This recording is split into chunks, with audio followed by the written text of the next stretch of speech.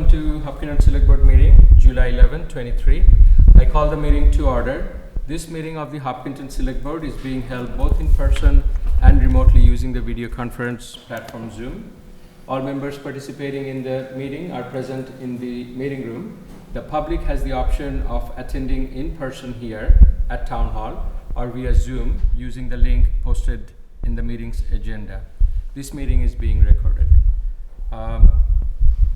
The first item is I need a motion to move to enter executive session pursuant to MGL C30A 21A Purpose 2 to consider strategy with respect to negotiations with dispatch communications and fire unions and non-union personnel, non-union town employees, pursuant to MGL C30A 21A Purpose 6 to consider the purchase, lease, sale, or value of real estate in relation to properties in the vicinity of Town Hall and South Street, because an open meeting may have a detrimental effect on the negotiation position of the board. Approval of executive session minutes 6/6/2023, and to allow Norman Kumalo and Elaine Lazarus to participate in the executive session, to reconvene in open session at the conclusion of executive session. So moved. Uh, Want a second? There. We'll do a roll call vote. Oh, Mary Jo Lafreniere, present. All right, Amy Roderbush, yes. Shahidul Manan, yes. Thank you. We'll be back.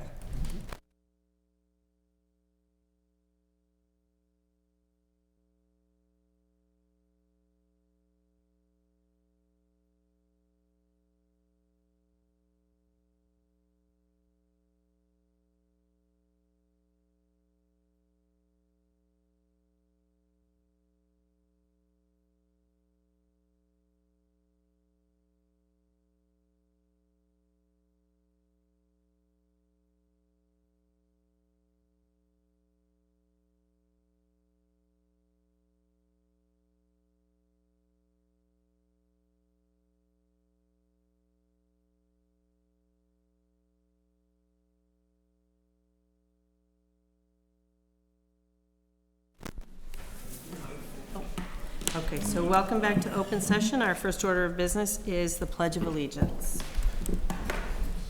I pledge allegiance to the flag of the United States of America and to the republic for which it stands, one nation, under God, indivisible, with liberty and justice for all.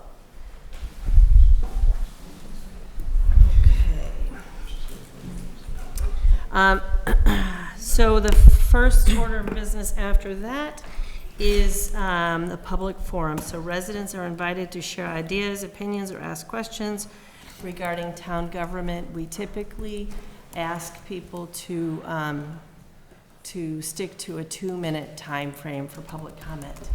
Are you here for public comment? Yes, I am. Come right up. I first want to present my beautiful arrangement of weeds from the front of my lawn to the selectmen. Oh. I'll take them. Because you've been involved in the project the longest with me. Everybody else comes and goes.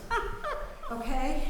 So I'm here because of this downtown corridor project. Does that surprise you all? No. October 8th, 2019, I want to read a paragraph from Dave Deltario's email. Currently, the proposed work still includes a new sidewalk and road modifications in front of your property. The revisions made to the design resulted in the contractor no longer needing access to your property to do any of the work. All required grading is now within the town road. Well, I was also promised an orange construction fence was going to be put up in my front lawn by VHB when they came to my house for the meeting. That never happened either. One day I came home from work, the whole front lawn was gone. So there's about at least 3 feet of my front lawn that was encroached on by the contractors, and the town never said what they were gonna do in front of my house. So they created a new sidewalk. The new sidewalk is too narrow for the sidewalk plow. So my first email was sent February 26th of 2023 regarding the sidewalk plowing the front of the house.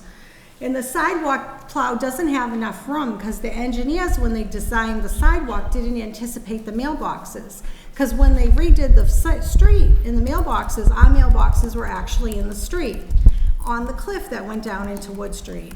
Jackie Potenzoni, 12 Wood Street. I'm sorry, I didn't. It's okay, and I should have asked. You should have I'm sorry. asked me. I didn't introduce myself. So they didn't anticipate the width of the sidewalk for the utility pole that's on the street and the mailboxes. So it's created a situation that the sidewalk plow doesn't have enough room to go down the street. Now, mind you, I've lived in that house 24 years. I've never, ever, ever in 24 years had a problem like this. So it's definitely due to the construction. They also have to make accommodations for the telephone pole for the sidewalk plow to go through. Now, that was on the sidewalk. That was there. I don't know why that wasn't anticipated in the design, that was gonna be a problem. There is, I'm gonna have to ask you to yes, I'll make it quick. I was working with John Westerlane. Yep. I requested a survey be done. The survey was done, and it's very obvious where the town needs room. There's only about 12 inches to make the sidewalk bigger. The easement in front of my house is wider down towards the wall part, down towards the end of the ground. So I contacted, Norman replied back to me. I sent an email on June 21st. I got a reply back from Norman, thank you, Norman, that Dave is away until the 26th and we'll get back to you. I have yet to get a response from anybody. So I have 3 feet of lawn that was destroyed by the project. I have 3 feet high weeds now because the loom that was replaced wasn't seeded in the beginning and it's now growing. I will follow up with you, Jackie, okay, and we'll get a response. I've emailed you people twice. So- I put the select board on both my emails. The first time Your time Amy- is officially done, but I will talk to you about this afterwards. Okay, I'm waiting still. Yep. It's been since February that this has been a problem, that I haven't gotten a definite answer. Okay. And you have no easement on my property. Time. It was not supposed to be touched. I will follow up with you, Jackie. Appreciate it.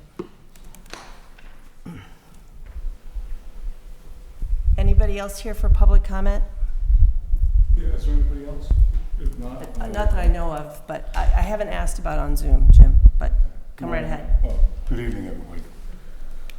Your name and your address for us, Jim. Yeah, oh yeah, Jim Cirillo, 35 Wood Street, Hopkinton.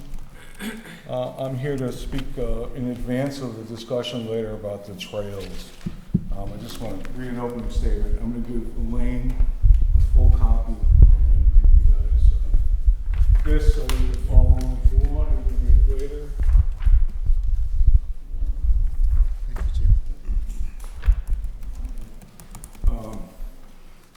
Now, Elaine has a piece of it that's not part of the other packages, and I'll tell you about that. So, excuse me. In an email to the select board and town manager recently, I requested a joint meeting of the town manager and Upper Charles Trail Committee and TCMC.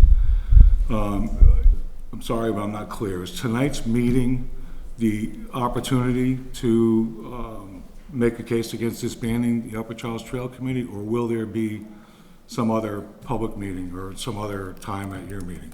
So I'm not 100% sure. Okay. Yeah. Yeah, fair enough. As a matter of fact, if you look at this, you may want to put it off for a little bit.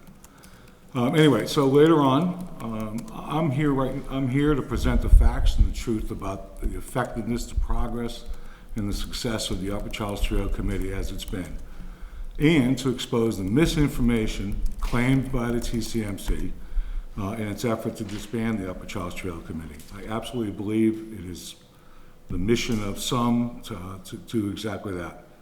I'm speaking as a resident, as a frequent trail user, and as a member of the Upper Charles Trail Committee.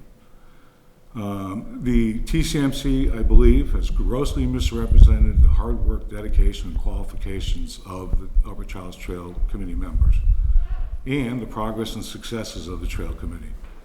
They've created misconceptions within their group and amongst casual observers. TCMC is trafficked in fiction to divert attention from reality and influence its followers in the select board. They have spun an elaborate story using social media, newsletters, editorials, and comments on press reporting to persuade their followers and casual observers. Repeating information, whether it's social media or in the press or anywhere else, if it's false, it's false. It will never be true, no matter how much you say it. 2 minutes does go by Okay, fast. I agree. I believe that the TCMC claims are not based on reason, good science, and engineering. I will get to the rest of it during the discussion later. Okay. But in the meantime, you have these We will absolutely big consider parts your of the comments. nine-page document. Yeah. Thank you. Thank you. Oh, can I just say one more? What I gave Elaine in her package that you all don't have is a timeline of all the Upper Charles Trail Committee work, milestones and events that Jane put together. So you'll have a copy of it. Okay. Thank you. Great. So we'll ask for that timeline. Go ahead.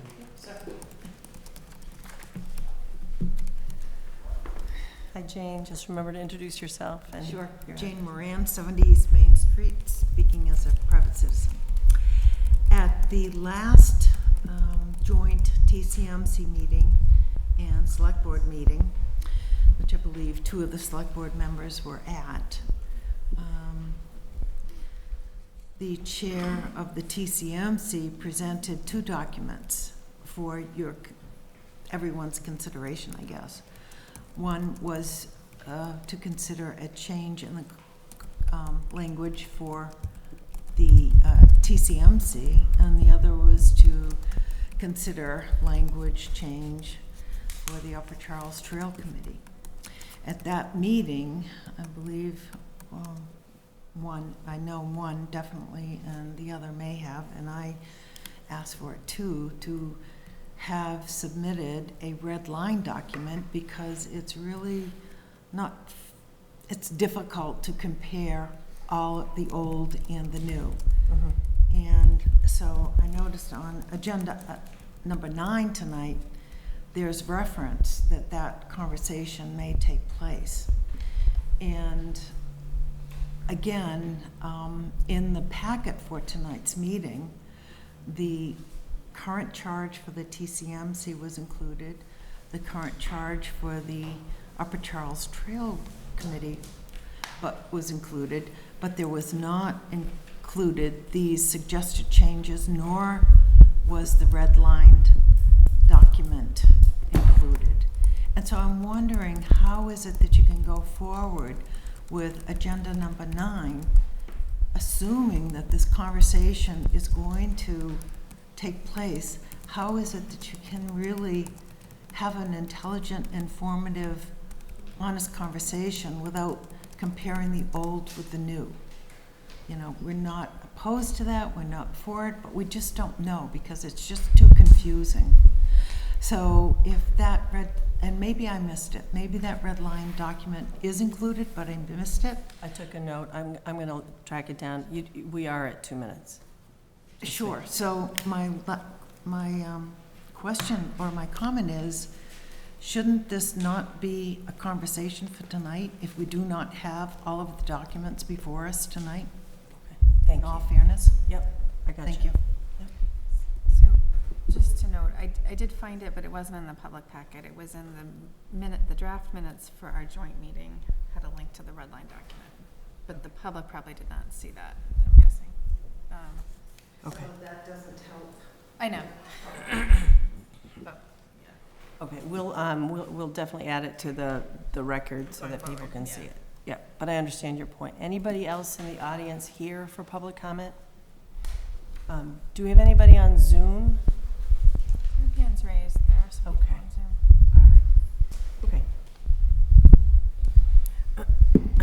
All right. All righty.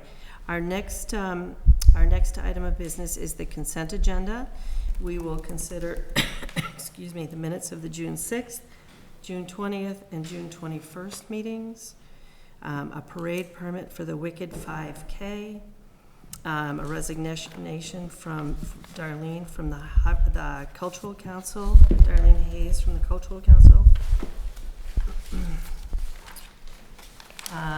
And we'll be considering accepting a gift of $7,000 from the Friends of Hopkinton to the Hopkinton Senior Center to be held in account for emergency medical transportation needs determined by the Director of Senior Services, and the fiscal year 2023 end-of-year transfers. The Select Board will consider authorizing budget line item transfers. The line item transfers are from employee benefits and insurance, $345,000 to finance assessing, $55,000, regional technical vocational school, $18,000, liability insurance, $27,000, waste collection and disposal services, $245,000.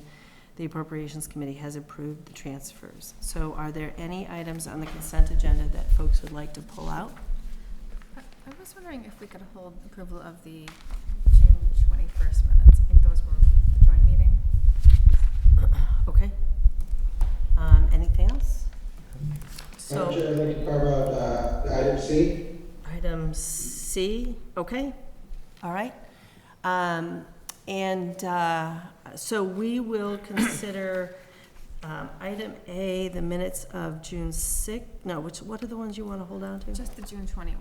Okay, so we'll consider June 6th and June 20, the parade permit, the gift with many thanks, and the fiscal year end-of-year transfers, and I'll entertain a motion to approve those items. Is there a second? So moved. Is there a second? Second? Okay, by roll call vote, Mary Jo? Mary Jo Lefreniere, yes. Amy Artibush, yes? Shahidul Manan, yes. Irfan? Rafael Truly, yes. Muriel Kramer, yes. Okay. Then the minutes of June 21st. So if it would be okay to delay till the next meeting, I don't know if we're on a deadline. There were a couple things that I said I didn't think were exactly what I said, but I hadn't had time to review the tape to be sure. But if we're on a deadline to approve, they could be amended later, I guess? I think we can wait on the June 21st meetings. I think that's, I'm comfortable with that. Those are the TCMC minutes? Yeah.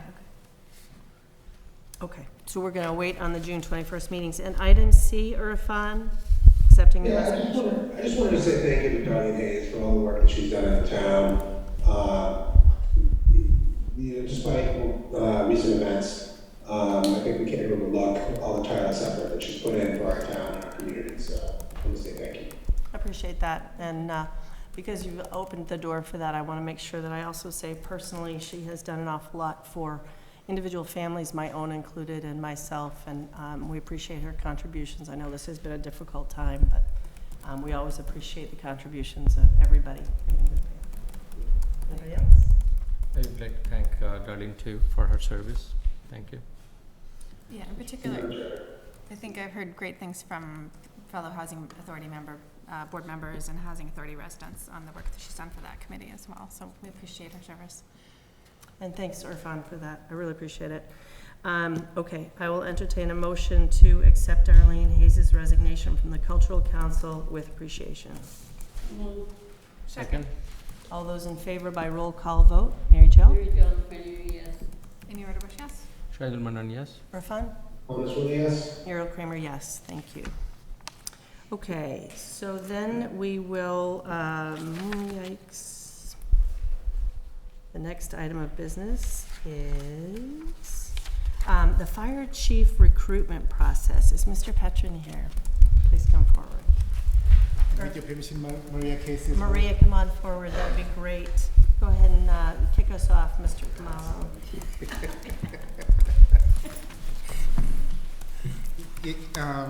Tonight, the board has the opportunity to meet John Petrin from Community Paradigm Associates. He will be the lead project manager representing Community Paradigm Associates in our effort to identify Hopkinton's next fire chief. The discussion points for tonight are twofold. This is the opportunity for the board to share any thoughts you may have with regard to how the process moves forward. And then the second point being, this is the opportunity for the board to advise us whether you would like us to identify a screening committee that will work alongside staff, John and his team, in identifying at least perhaps 3 candidates that will be brought for a final interview with the select board. Great, thank you. Maria, you want to add anything else? No, Norman succinctly summed it up. Okay. So John, I know you and I had a chance to talk, but definitely introduce yourself to the community, the process as we should understand it, and what you need from us. Sure. So thank you for having me here this evening to talk with the board.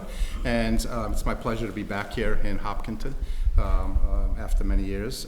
And so I'm the lead in this project. We'll also have working with us Bernie Lynch, who's the principal, of our firm, Community Paradigm. The firm's been in place about 10 years now. And Bernie's a retired city town manager as well in the business. And we'll also be working with retired Fire Chief Jack Parrow, who was in Chelmsford Fire Department and been active in fire services for many years. So he has a great background in fire service. So we were hired to assist the community and particularly assist the board so that you can have the best of candidates as finalists for the position of fire chief as we go forward. So the process will be, I've already worked with, staff, thanks to Norman, Maria, and Deputy Chief Doherty for providing a lot of information to us. So we take that information, we try to put it all together, and we try to do a position statement for the position and about the community. So it's been very helpful with that information. We've put that together information, and Norman has reviewed that information as part of our package, that goes out. And it's also basically the training ground for me, because I'll be talking to candidates, along with Chief Parrow and Bernie, as to the opportunity here in Hopkinton. So one thing, I understand the opportunity here. It is a great community to work in, and so I just needed to get a little bit more information to back up that assumption going in. So I think we've done that fairly well. We've put together various information about the operations of the department. I've got an understanding of how the department operates, based in comparison to other type departments, and gotten a look at your equipment, the discussion of Central Station with Woodville Station, and all those pieces have been pulled together. Also, we've certainly gotten the information about the LNG plants, here in town, which is critical in the discussion, when we're dealing with the fire department. Got a little bit more background, even though I understand some of the background of the Boston Marathon from my days here, in the neighboring community, but, pulled that together. So I think we're ready to go. One of the things I want to get to understand better is, what are you seeking in your next fire chief? What are some of the characteristics? I certainly want to, we've got from the job description, we've got, the things, a good communicator. We need someone who can communicate, someone who can lead, someone who's good with a budget, someone who's good with events because of, the Boston Marathon, and with the LNG, we need someone who can understand that impact in this type of community. I mean, it's, I was writing a piece of it, and, when you think about it, you get up to, 35,000 runners in one spot. When you watch the Boston Marathon on TV, you're seeing a couple runners at a time, but here at the beginning, we know that's not, that's not the case. So we have to be prepared for that. So I think we put that together. So we'll go out now. We'll advertise within the state, the MMA and the Chiefs Association newsletter, and also we'll get the information out to District 14, which is the district Hopkinton belongs to, make sure people have the information, because you're probably looking for candidates in this general area to apply, who understand Massachusetts, who understands a community like Hopkinton with this form of government. And so I think we're prepared to move forward at this point. Again, I'm just making sure I understand, is there something special you're seeking, in this next chief? We can I've given you a couple of things, which is, everybody will say communications, the ability to do a budget and things like that. Is there something special you're seeking? Is there something special that you want me to know, about Hopkinton or about the department, going forward, so that I can understand that? because I call myself an ombudsman. I'm dealing between, I'm working for the town in this case, but I'm also working with the candidates. And so it's up to me to be able to give an honest view to the candidates coming in so that they know what some of the challenges may be. I mentioned to the chair today, you know, I'm not seeing red flags though, you know, so that's the good part here. I think the department's in very good condition, very good shape here. It has, you know, good equipment. It has, you know, a couple of issues that you have to take care of, especially with, you know, the Woodville station. But you're in great shape, and I think there's a good sense about the department and, of course, the community. So I'll turn it over to the chair and the board. You know, that as my introduction. Okay, perfect. I'll start with you, Shadul. Do you have any questions? Just two general ones. One is, since you asked, for our town, one thing that we have experienced over the last decade is tremendous growth. Yeah. And we have grown from about 11,000 to 12,000 to almost 20,000 residents. And if you look at our fire department is doing a phenomenal job, and we have a outstanding group of talented people, wonderful leaders. But for those coping up with that growth, we are seeing that our response rate, and because of some of the road conditions and others, there are some challenges for response rate in some areas and things of that sort.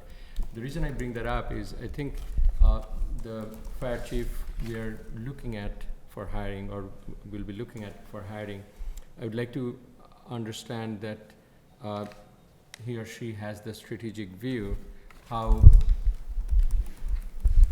he or she can help us transition to a fire department that can cope up with this growth. And of course, there's resource limitation. We're talking about a second department or second station. All those are also needed.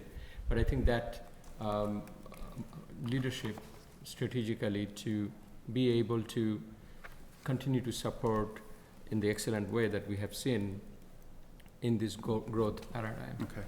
That would be tremendously helpful. And the second one is, in this day and age, the market is very competitive, and we have a very talented group of fire department.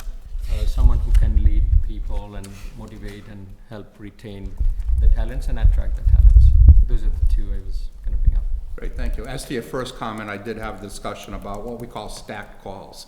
You know, our calls getting stacked, you know, where you don't have the initial equipment in town to respond and having to rely on mutual aid, you know, or all calls, you know, what we used to call. And so we've had that discussion, so I did at least get some information, you know, relative to that, so.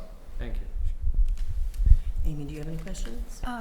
I just have some thoughts to add. I think you've probably already captured them, but the qualities I would be looking for too. I really appreciated the last two chiefs were very proactive coming to planning board meetings or talking to land use department about, because a lot of our roads in town are narrow and small, but when they're building new homes, we have to make sure that they can fit the fire equipment. And they were very proactive in making sure the land use department knew about that.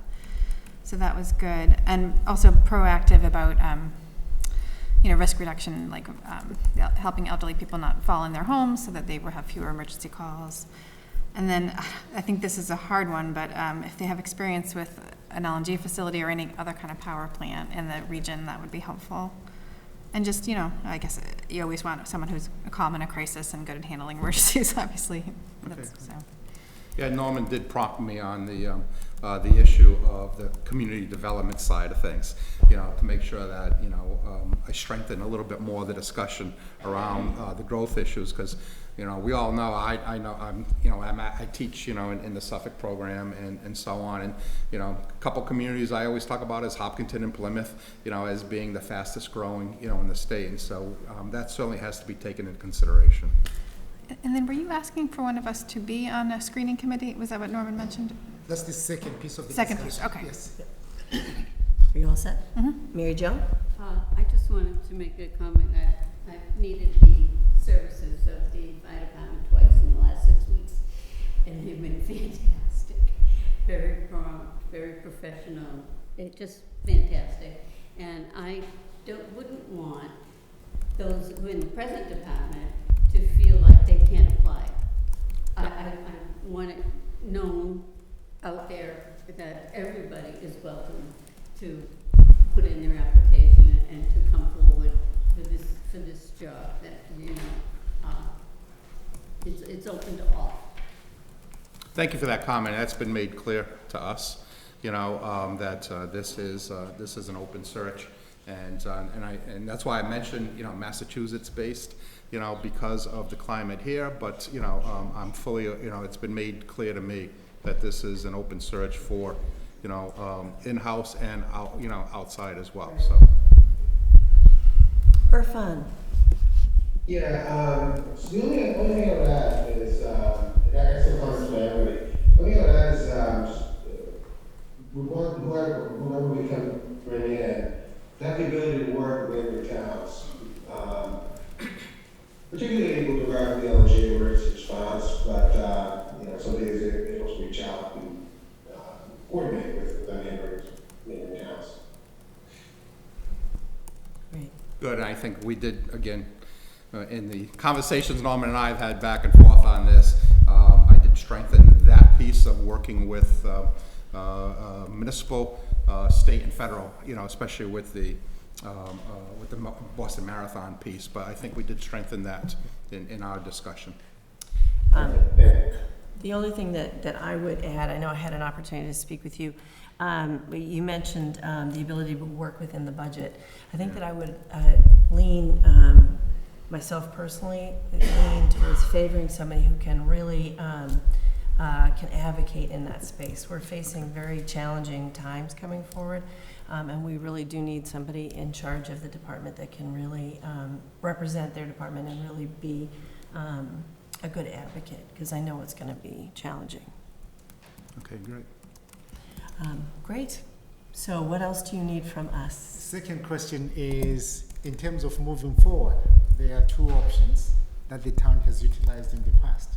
The first option, we have had staff headed by HR and the town manager work with the consulting company to identify the finalist candidates. That's one option. The second option that we have also utilized is identifying a screening committee that would work with staff and the consulting company to identify finalist candidates to be presented for the final round of interviews with the select board. In the past, the screening committee included the town manager, the HR director, a fire chief from a surrounding community, a member of the select board, and a member of the personnel committee, working alongside representatives from the consulting company. So that's I had heard that before as well already, and that sounds good to me. I don't have any issues or problems with it. Do you have any questions about that? No, I think that's a screening committee sounds like a good plan. Okay. How about you, Amy?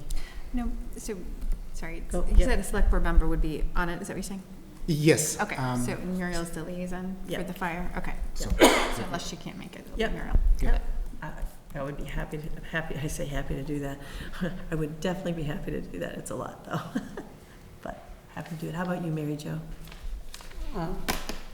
No, I think that sounds good. I have this really feeling that we should have a member of the department voted on by the department to voice history and things that are updated within the department that only people working within would know.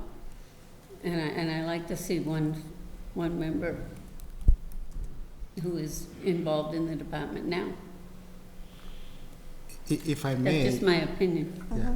If a very good point, Mary Jo. If I may, I will defer to Maria. I've worked with Maria for how many years now? Almost 9. Almost 9 years. She has been firm on the HR principle that does not include individuals who will be supervised by the candidate to be part of the hiring process. You speak more eloquently on this, Maria, through the chair.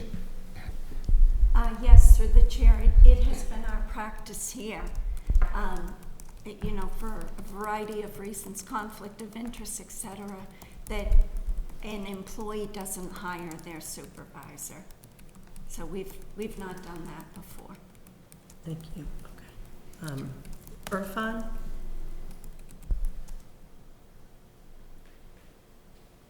Sorry. Sorry. I'm all set. Okay, okay. So, Mary Jo, I really appreciate your position a lot, but I do lean towards, me personally, I do lean towards wanting to avoid that sort of really difficult dynamic. Can I add a thought to that, though? So where I work, once there are finalists selected, the finalists do go around and meet with all the departments, including the department that the person would be working in. So they would have that opportunity, is that right? Okay. Yes. Does that, Mary Jo, does that help in the thought process? Yeah, a little. I have this big thing about the history of these departments that nobody outside would know, and that's all. I just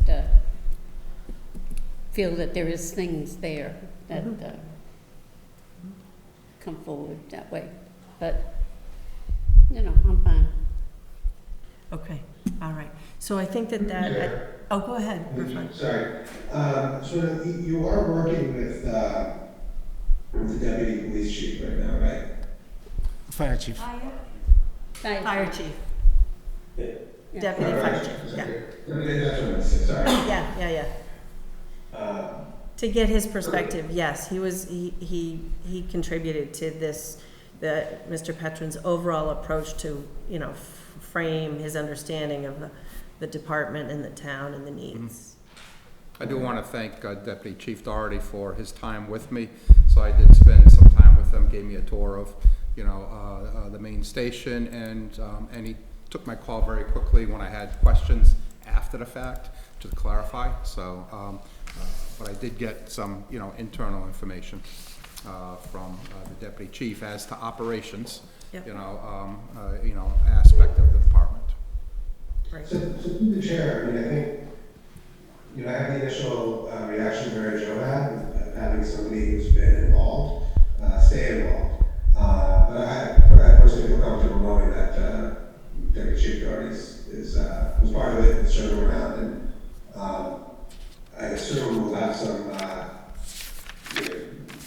ability to answer questions as the process moves forward. Great. I see you nodding at yes, so I feel comfortable with it. Okay, perfect. Okay, so we have consensus on that approach. Is that all you need, Mr. Camello? Yes, miss. Thank you. Thank you both very much. Okay, thank you. And thank you. We look forward to this. One of the questions I asked, just for the public's benefit, was about timeline. So Sure. it's about maybe potentially 8 weeks from start to Yeah, finish, we potentially, hope. we're in a difficult time, as we were talking this year. We're in a difficult time of year because August is, a lot of vacation time gets taken by, people in what we do. August is a time frame because in July we're closing books. August becomes that point before Labor Day, and then Labor Day, everything breaks loose, right? From there. And so we'll be working along that. And so we'll advertise. We're about ready to advertise. We got a few more things to work internally on the advertising piece. We'll get it advertised. We'll advertise for 3 or 4 weeks. And then we'll get the candidates, and we'll be seeking to pull the screening committee together fairly quickly. Perfect. And a lot of this is going to depend on the screening committee, and again, time-wise. Great. Getting people together, and then we have an assessment center. So then it takes a little bit to put the assessment center together. So again, we've been working with staff as to the format of that assessment center. And then coming out of the assessment center, we'll have, hopefully 3 finalists to present publicly to the board for your consideration. Perfect. Thank you very much. Okay? All right. Okay, thank you. Take care. Okay. The next item on the agenda is traffic constable appointments. Is the chief here? Oh, he's on Zoom. Oh, Chief he's Bennett. on Zoom. Or he was. Do we want? Is he still there? Do we want to liven up Chief Bennett? Yep.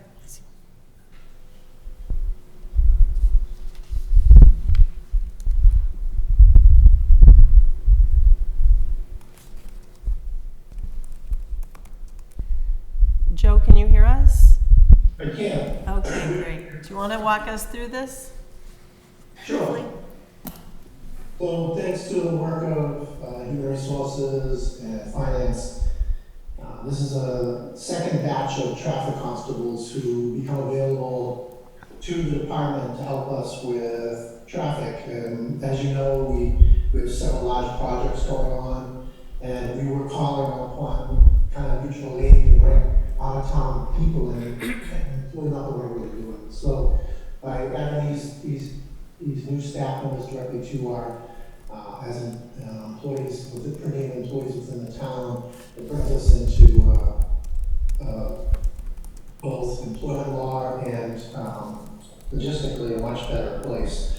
So dispatchers used to spend hours trying to fill the details that we have every day, and now at 4:30, the software fills it in a matter of moments. So I want to again thank HR, and I'd like to thank Finance for bringing this all together, and Sergeant McNeil for, as he's the one that oversees all of the traffic programs, and now including this large pool of traffic constables, and I want to give him some credit for that work as well.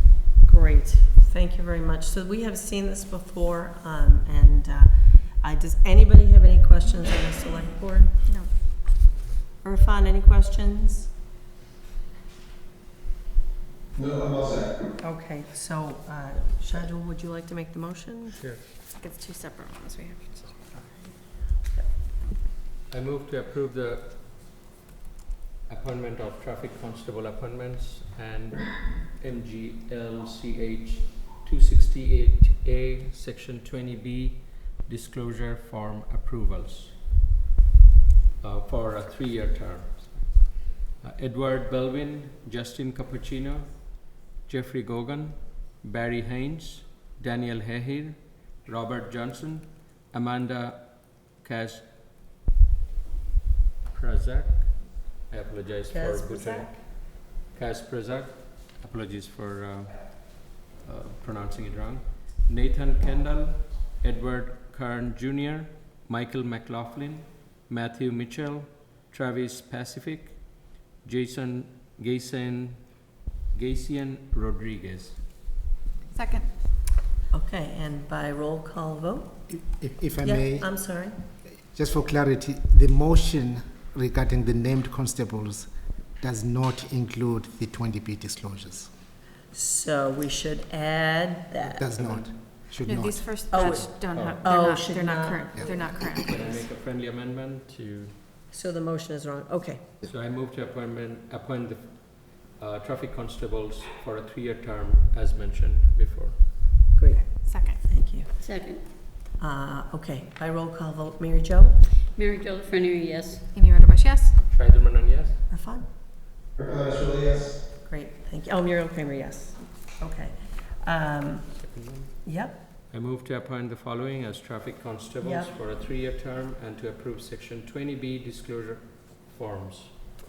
Maxwell Hoadley, Charles Cadlick, Aline Metos, Travis Metcalf, Kimberly Walker. Second. and by roll call vote, Mary Jo? Mary Jo LaFreniere, yes. Amy Roderbush, yes? Shahidul Manan, yes? Irfan? Really, yes. Muriel Kramer, yes. Thank you very much. Okay. Now, Mr. Kamala, we're to employee appointments. Yes, Thank you through the chair. yes. Thank you, Chief.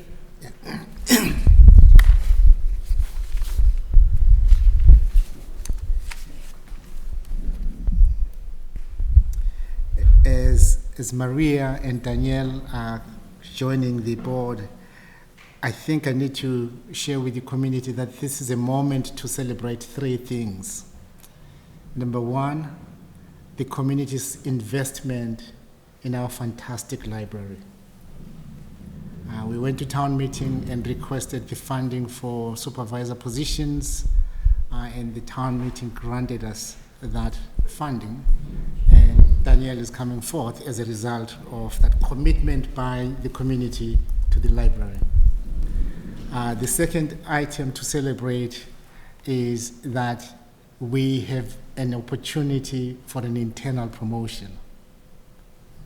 And thirdly, the internal promotion would not have occurred without the tremendous support and engagement by the community in the work that Danielle has done for us over the years. So for me, without further ado, I'm requesting that the select board confirm the town manager's appointment of Danielle Cook as our first supervisor for reference and technology services at the library. Okay, thank you. Did you want to add anything, Ms. Casey? Sure. I'd just like to highlight a little bit about, Danielle, as her role with us. She has written and advised on numerous library policies and procedures. She was instrumental in the creation of the Library of Things, which has been a big hit with the community. She took the lead on Hopkinton 101. It's when we teach the community what each of the departments do, and Danielle coordinates that. She has taken a lead role in our DEIB work with regard to DEI as it relates to programming, outreach. She goes out into the community. She's been to the HCA, the Respite Center, senior facilities.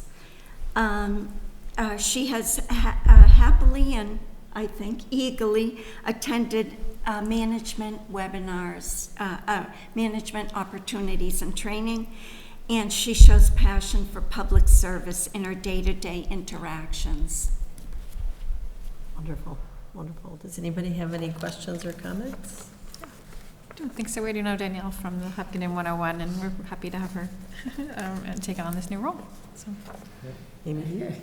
The only comment I wanted to make is we're glad to have you promoted, but given the squirrels and acorns on your shirt, I think the kids in the library are going to love it.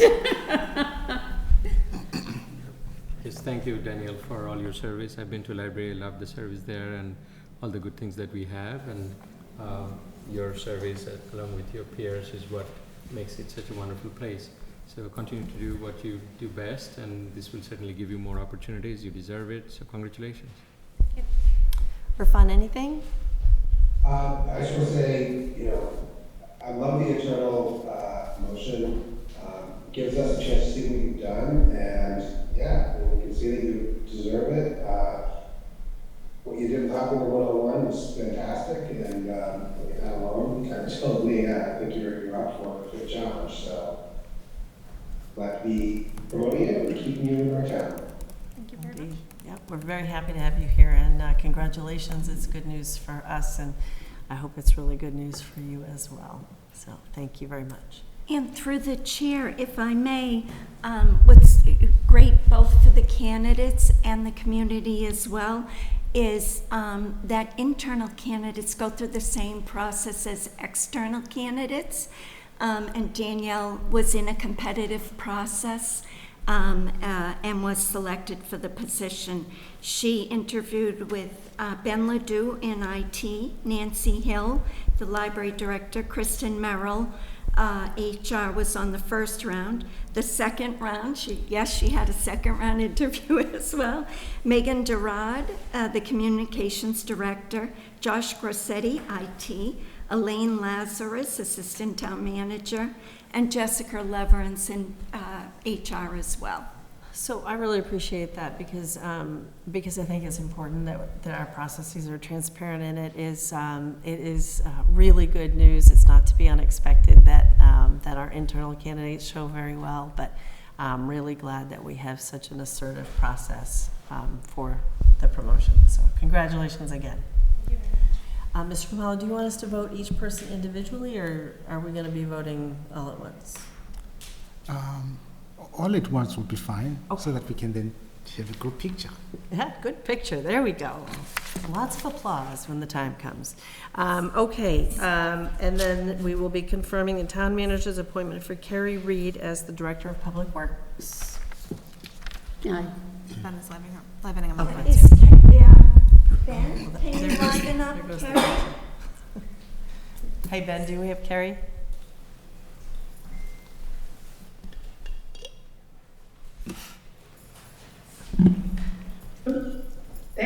Hi guys, Hi, Carrie, how are you? I'm great. How are you doing? Terrific. Thanks for being here tonight. Mr. Kamalo, do you want to start us up?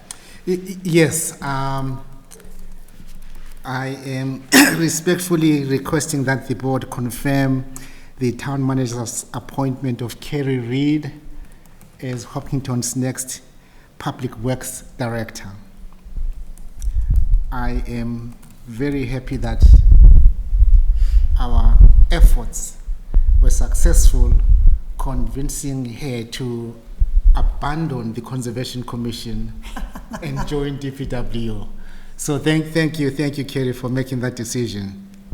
As you know, the Department of Public Works Director serves a key leadership position in town, strategically directing, planning, and overseeing the operations of the DPW, its staff, and equipment.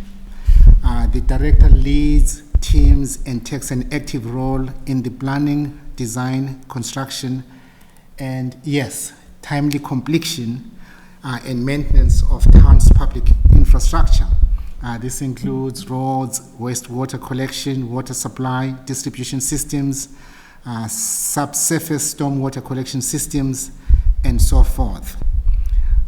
We are presenting Kerry Reed owing to her very successful work at the City of Worcester Department of Public Works as the Assistant Commissioner. Also spent 7 years working as the Assistant City Engineer for the City of Framingham. Prior to that, she worked in the private sector for MEC Environmental and Infrastructure Inc. as a senior engineer, and most significantly, she is a retired U.S. Army officer, worked as an engineer officer for the Army. Thank you for your service. And with that, I present again and respectfully request that the Select Board confirm the town manager's appointment of Kerry Reed as Hopkinton's next Public Works Director. And Mrs. Casey, the process? Yes, and so Kerry has met with interview panelists Josh Grossetti, IT, Gary Doherty, Deputy Fire Chief, Megan Durad, Communications Director, Elizabeth Rourke, Town Accountant, Tom Temple, the Interim Public Works Director, Norman Kumalo, Town Manager, and myself. Great, thank you. Any questions, Amy? I just wanted to say welcome. The resume is very impressive, and with the experience in Worcester, I'm sure it will be, and living in town, much better commute for her, so. Here, Joe. I think she has a very impressive resume, and I'm happy to see that we're appointing a Kerry, and I just wish her all the best and welcome to Hopkinton. Along the same lines, I think you have an excellent resume and great experience. Happy to have you, and we're lucky to have you. Thank you for choosing our town, and welcome and congratulations. One thing I would like to hear from you is what attracted you to Hopkinton, and if you want to blend that with your experience and how you want to see it going forward.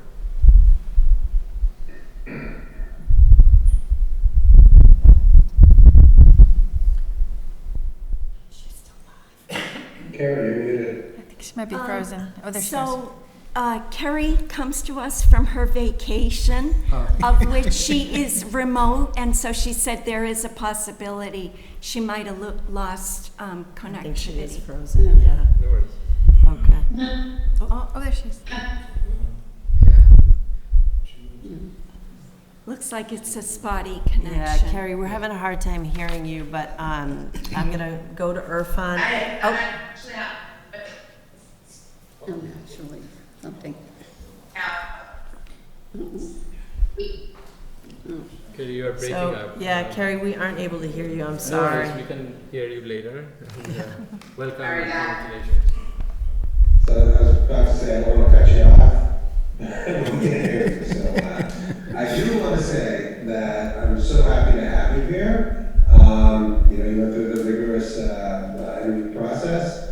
I love that you're bringing your experience from Worcester, from Framingham, but also that you're bringing your conservation experience here from Hopkinton. So I think putting it all together, it sounds to me like a perfect package. Your resume is incredible, so welcome aboard. Happy to have you. Yeah, I would just like to add that it is really wonderful to have you here. And I know Mr. Khumalo said it, but I have to say it as well. Thank you very much for your service. And as someone who grew up in Worcester, also appreciate the challenge that you had in Worcester, and that we're happy to have you here putting your skills and talents to work for Hopkinton. So thank you. All right. And then our third position or candidate is Julia Chen. Yes, welcome. Mr. Khumalo, take us away.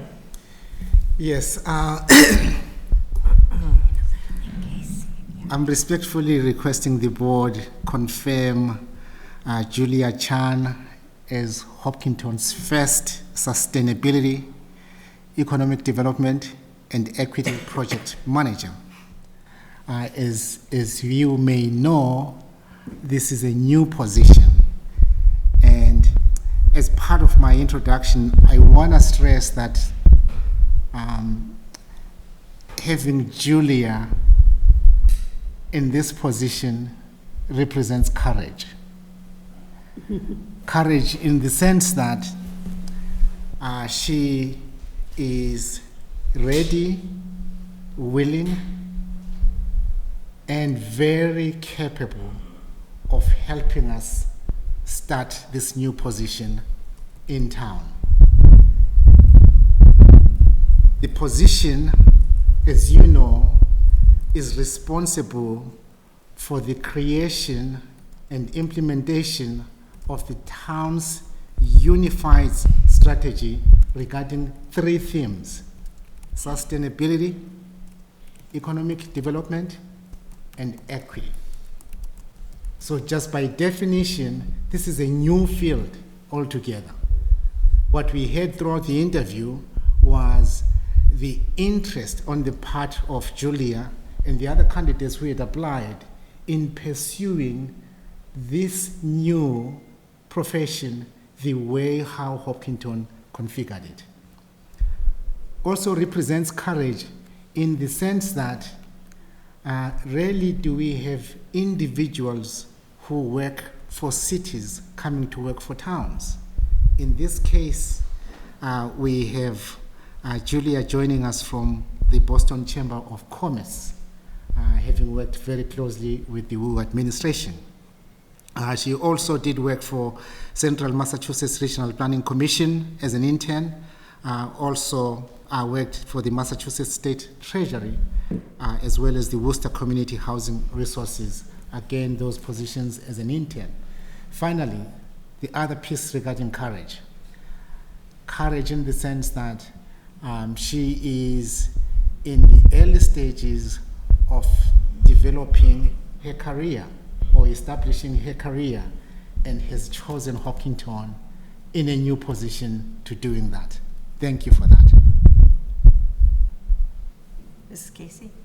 Sure, and I'll add further, Julia has her Bachelor of Arts with Urban Economic Geography, and she concentrated in law and sociology, which is a nice dovetail.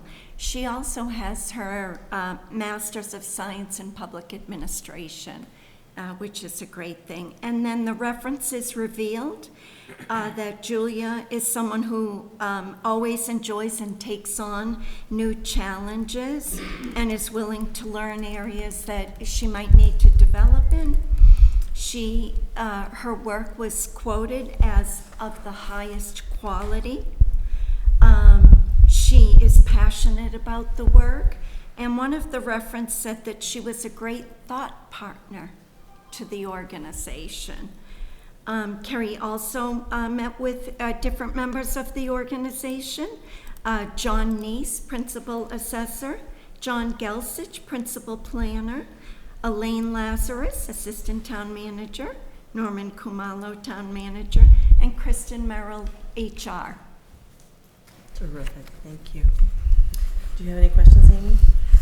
Not exactly questions, but I did want to welcome you, and we've been so wanting an economic development person in town for a long time, so we really are happy to finally have someone.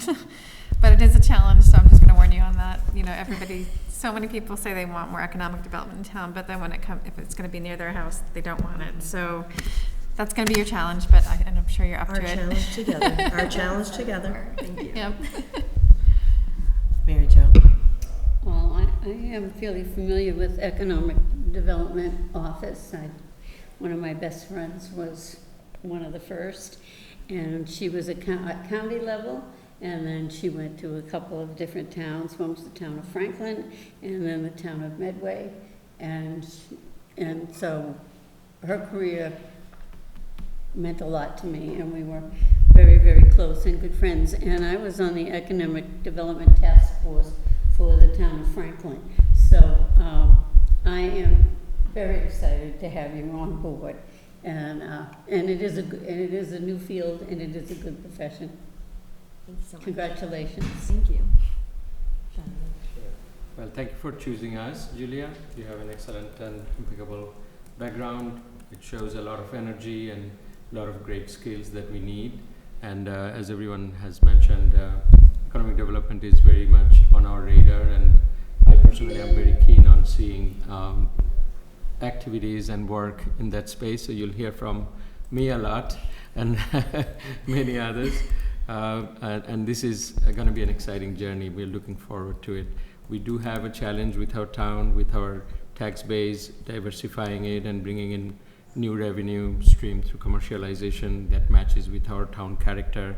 So it's a complex equation to solve, and you'll find, I think, with all the right tools that you have, a very exciting problem that we will all work together to solve. So welcome, congratulations, and thank you again. Thank you. For fun. So I think all the other select board members have really covered how much the town has wanted an economic development officer. So I would like to shift gears a little bit and say that this position is also for sustainability and the equity project manager, which I think are also equally important. And I think you're going to have challenges ahead of you in trying to come up with, trying to fill the shoes for this new position with such a wide range. But I've seen your experience, and I think you're certainly up to the challenge. And I welcome you aboard and look forward to working with you in the future. Thank you. So I agree with all my colleagues. We're all very excited to have you here, and your resume is obviously stellar. I'm going to go ahead and ask you a question just for fun. Sure. So when you think about this position being very new, so innovating a position, as we've all talked about, is, it's wildly exciting, but it's challenging as well. What sort of sparks your enthusiasm as far as potentials here in Hopkinton? Yeah, absolutely. So I'm a big ideas person. I love thinking outside the box and getting to collaborate with stakeholders, residents, with businesses, and even just parking here on the main street, I got to see all the exciting construction. And I think that one of the challenges and one of the most exciting parts of work like this is that you get to draw a vision with community members, and you get to bring in new businesses, new ideas, new revenue, while preserving the heart of the town. And so that is something I'm really looking forward to doing.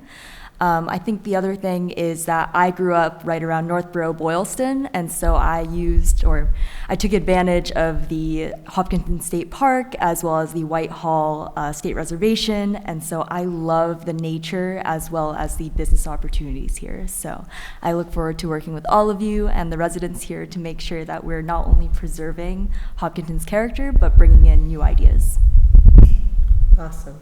Well, we're very happy to have you here. And then the only other thing, doesn't have to be a question, but please do let us know how we can be supportive as you begin this new role and you start to understand what it is you need from town government and your colleagues. Great, thank you. I move to confirm the town manager's promotion of Daniel Cook, the selected candidate for reference and technology supervisor at the library, and the appointment and the town manager's appointment of Kerry Reed as the director of public works, and the town manager's appointment of Julia Chun as the sustainability, economic development, and equity project manager. Second. Okay, and by roll call vote, Mary Jo? Mary Jo Lefreniere, yes. Amy Roderbush, yes? Shahidul Manan, yes. Irfan? Eventually, yes. Muriel Kramer, yes. Yay to everybody.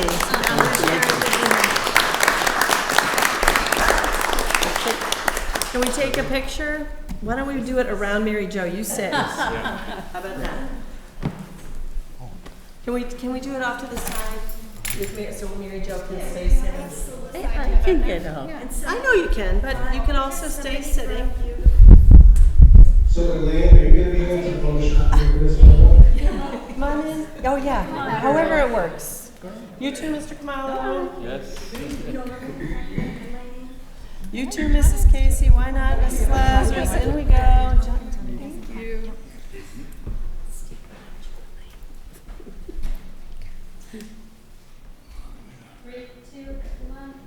Cheers.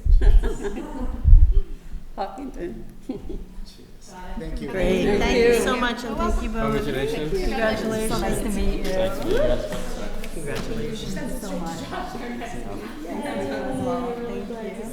So nice to meet you. Thank you. I look forward to learning a lot from you. Yeah, I'd love to talk to you about the job.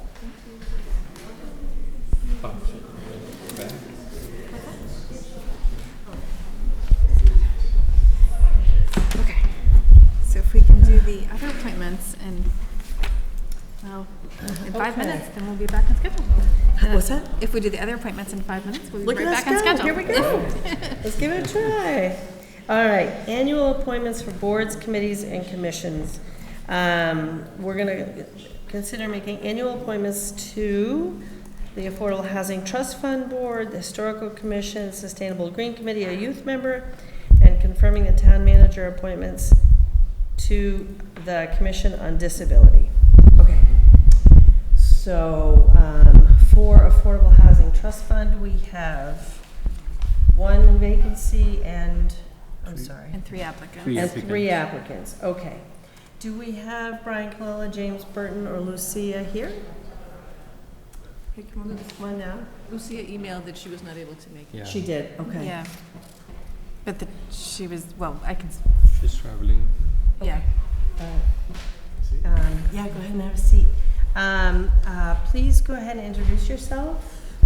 Hi, my name is Brian Colella. I live at 6 Daniel Road. And tell us just a tiny bit about why you would like to serve on this particular board.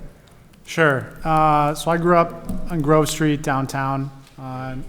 At that time, it was a neighborhood, I'd say, mostly comprised of working class people. And although affordable housing was probably starting to shrink, maybe it wasn't terribly difficult to find it. But as you fast forward to present day, I think as every day goes by, it becomes more difficult to find housing that's affordable. And, you know, not a unique problem to Hopkinton, but in some ways, it's just sort of a free real estate market, and that's what happens. Having said that, you know, I think there are things that the local government can and should do to help ensure that there's enough housing that's affordable for people in town, and I think that it benefits both the townspeople as well as the local government. And, you know, just happy to serve the town in any way that I can. Great, thank you so much. Does anybody else have a question? I don't think so. I think I might know your wife. Did she work at Wellesley High School? My wife does work at Wellesley. Okay, yes. I wonder, it's an unusual name, but not in Hopkinton. But I don't have any particular questions. Anybody, any questions? No, just comments. Thank you for stepping up to serve. We always welcome and look for volunteers such as yourself. And I see that it's one position and we have 3 candidates, and it's for all the candidates, we appreciate everyone stepping up. Please keep the energy, keep the passion. One of you will get it today, but whoever does not get it, apply for the other positions, and we would look forward to working with you. Of course. And And do we have, so we heard from Lucia? Yeah, Lucia told us that she previously served on the Housing Authority, I believe, and she's been talking, I think, I don't want to put words in her mouth. She previously served on the Housing Authority, and she really was sorry she couldn't make it tonight, but she was traveling. Okay, and then James, is James here? Ron? I don't think so. Okay, so does anybody have a position on making a motion? I would be inclined to appoint Lucia for this position, but we do always want to find a position for everyone, like Shaido said. Yeah. I'm leaning towards that too, and I was gonna ask, I do see, unless I'm missing something, there would be a position available on Historical Commission in my count, is that correct? Yes. So I open it up. Is there any interest on the candidates here, including yourself, for this other commission? There's also Cultural Council has There's also openings. Cultural Council that's available. Yeah, I'd be willing to serve on the Historical Commission. So, Amy, can you tell us all the different openings that are available? Scroll through. See, Hold she on. has her database right in front of her, bless her heart. Let's see, Sustainable Green is going to be filled tonight. We don't know about trails yet. Veteran Celebration Committee has openings. I think Youth Commission still has openings too. Zoning Advisory will have openings in the fall. So there's actually a lot of openings if, for anybody who applies and didn't get appointed tonight. I don't know if it's only you or if anybody, and would love to have you consider them. You already just said that you would be interested in the Historical Commission? Okay, all right. Irfan, do you have any thoughts? No, and I think, as you said, we have other positions opening as well. So anyone who does not, is not appointed to one particular committee, we have opportunities elsewhere. Oh, and Conservation Commission base, Carrie just resigned. I forgot about that. Yeah. Yeah. Mary Jo? No, I was looking at these other committees that aren't full for people. So if anybody who doesn't get onto one of these committees can come and volunteer for those, because we need 7 on one and we have 6, and we have 4 on another, and we have, I think, 3. And so there is room to move on if you want to. And so just in full disclosure, I encouraged Lucia to apply, so I feel like I'm definitely going to support Lucia. But we would love, it seems like the vote will go that way. But definitely we're looking forward to an opportunity to find the spot that's right for you. So stay in the audience if it works out that you want to stay. And I'll entertain a motion on filling this position for the Affordable Housing Trust Fund. So I would make a motion to appoint Lucia Lopez for the Affordable Housing Trust Fund. A second. And by roll call vote, Mary Jo? Mary Jo Finnegan, yes. Amy Ardabush, yes. Shailen Martin, yes. Irfan? Irfan, yes. Muriel Kramer, yes. Thank you so much, though, and I hope that you do stay and find a spot. Yeah. Thank you. Thanks. Thank you. Okay, the next one is Mr. Kamalo. Since this is a new commission, do you want to introduce what the process was? Or do we? Yeah, Is it the Commission on Disability, right? Well, it doesn't matter, but we do have the other two. I'm sorry? Well, sorry. I guess with you looking at the agenda, it's in one order, and in the motions document, it's a different order. But it doesn't really matter. I Okay, guess. all right, I'm sorry. So how about the Commission on Disability? well, the Commission on Disability. In 2022, the town approved the establishment of the new Commission on Disability. This was an important step for the community in many ways. Number one, it was building upon the history over the years of the town's commitment to addressing issues regarding disability. Secondly, it also, in 2022, the town's commitment to this theme was heightened by the emphasis placed on inclusion, equity, and social justice. And then thirdly, the town's decision to move forward with the commission was to really institutionalize the work of this commission. Over the years, the town has worked on separate and distinct projects addressing accessibility and disability issues. However, with the establishment of this commission, we are hoping that we will now incorporate accessibility, inclusion, social justice, and disability into how we conduct business for the town. I want to take this opportunity to thank the individuals who stepped forward and applied for the positions that are being discussed tonight. Great. So I know that some people are here. Would anybody who's here who's being considered for appointment like to come forward? And I feel like I should step off the board because you're going to have to determine the. Join Alex. Yeah. And do we have,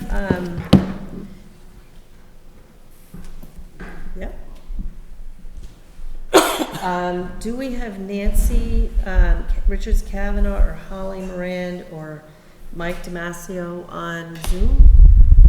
Oh, coming. Holly's on the Zoom, okay. Amy, you can sit right up with them. Come on, sit right up with them. I'm sorry, tell me again who's on Zoom? Holly and Nancy? Michael. Okay, let's start from my left. Introduce yourself to the community, although everyone knows you, and why you're interested in serving, and thank you for being here.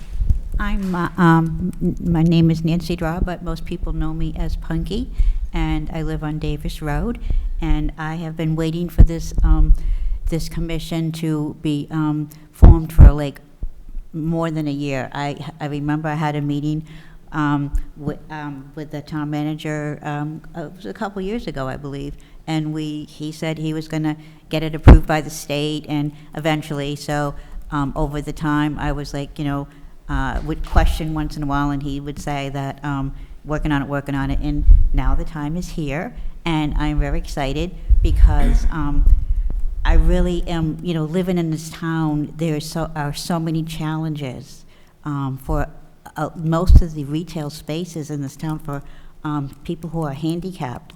So many of the small stores downtown I can't get into. Even before I had surgery and was in a wheelchair, I was using 2 canes and couldn't get up curbs or the steps to some of the establishments that I really wanted to go to, and I know I'm not the only one in town. So I really thought that I wanted to be on this board to be an advocate along with other members to help change the town a little bit so we can go into, for instance, if you want to have a muffin at the Muffin House Cafe, you have to have somebody go in and get the muffin for you or whatever. Or if you want to go to the new Orale, the new Mexican restaurant in town, I can't personally go in, so somebody would have to be with me and go in and get it, so I wouldn't be able to eat in. So, and I know that it's just not me. There are other people who have not just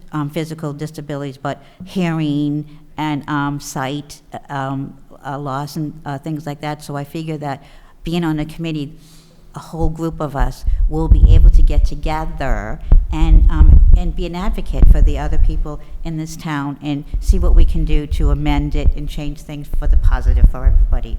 Great, thank you. Alex? Alex Danahy, East Main Street. I've lived in town my whole life, and in recent years, I have a disability called spina bifida I'm born with, and I joined the board of directors on the Spina Bifida Association, and I've been working with them the last few years with other things, and it's really opened my mind and getting around other people with disabilities that, as a kid, I kind of shied away from. And now, being around others like myself, it really opened my mind, and now I kind of look around and say, yeah, there are challenges in this town as well, but it's more so, I don't look at it as challenges, I look at it as, like, Norman was talking about, making it more inclusive. And I just want to be a part of that. And I think now, at my age and my maturity, a little bit better now, I can do my part to help with that. Great, thank you. Amy? Amy Ritterbusch, 54 Grove Street. My primary interest on this committee, I'm completely deaf in one ear, which in situations like this where everybody's taking their turn speaking, I can hear just fine. But in any situation where there's background noise or it's hard to hear for any reason, I really struggle, and I really depend on captions. So I was so appreciative at town meeting this year. I know Holly mentioned this too. Having the captions at town meeting was so helpful for me. And part of my work on websites too, I really work to make websites accessible so that the text is not like blurry scans and people aren't, sometimes we receive minutes here from some committees, who shall remain nameless, that are handwritten and they can't be read aloud to someone with a visual disability. It's just not really accessible for everyone. So I guess my focus would be for that. I feel like I could really help with the electronic aspect of it, trying to get content for the residents that is accessible both to vision and hearing impaired or people with dyslexia, things like that. Appreciate that. Holly, are you on the Zoom?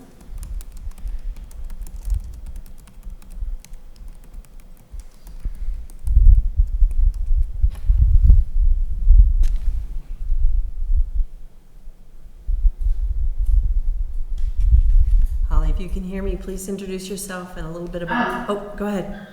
So yeah, I'm also deaf in one ear, so I did not know what you just said. I'm sorry. Fun. I'm interested, this committee, like Amy, I'm also deaf in one ear. I'm profoundly immunocompromised. I'm a woman that's lived with chronic illness my whole life. There's a lot of things that are kind of invisible barriers in navigating the world. I'm also a social worker, and I'm very, very interested in taking a biopsychosocial approach to how we consider how people navigate this community. In addition to, physical disabilities, we also have folks that are neurodiverse that need certain accommodations and spaces. And the idea of just making this town more inclusive and more welcoming is just something that you can never spend too much time on or have too much energy put into it. So I'm very happy that this exists, and I'm very happy that I have the opportunity to serve on the board. Thank you. Thank you. And then Mike is there too? And Nancy. Oh, both. Okay, great. Mike Damasio? Excuse me, I just had, can you hear me? Yes. Oh, okay. I wanted to be on this committee, more from a technical standpoint. I've been consulting in the area of the Americans with Disabilities Act and Massachusetts Architectural Access Board for a period of probably over 30 years at this point. And quite familiar with the various requirements and laws associated with disability, what triggers them, what alternatives are available when trying to accomplish an aspect of access to a space. So I was previously on the disability committee for the town when we were reviewing access to a lot of the town buildings. So I'm familiar with some of the issues that were previously here and continue to be here in some form in many locations throughout the town. So based on that, I thought I could help support the committee with regard to these issues. Great, thank you. How about Nancy? Hi, can you hear me okay? We sure can. So I was interested, very excited to see the creation of this commission in particular.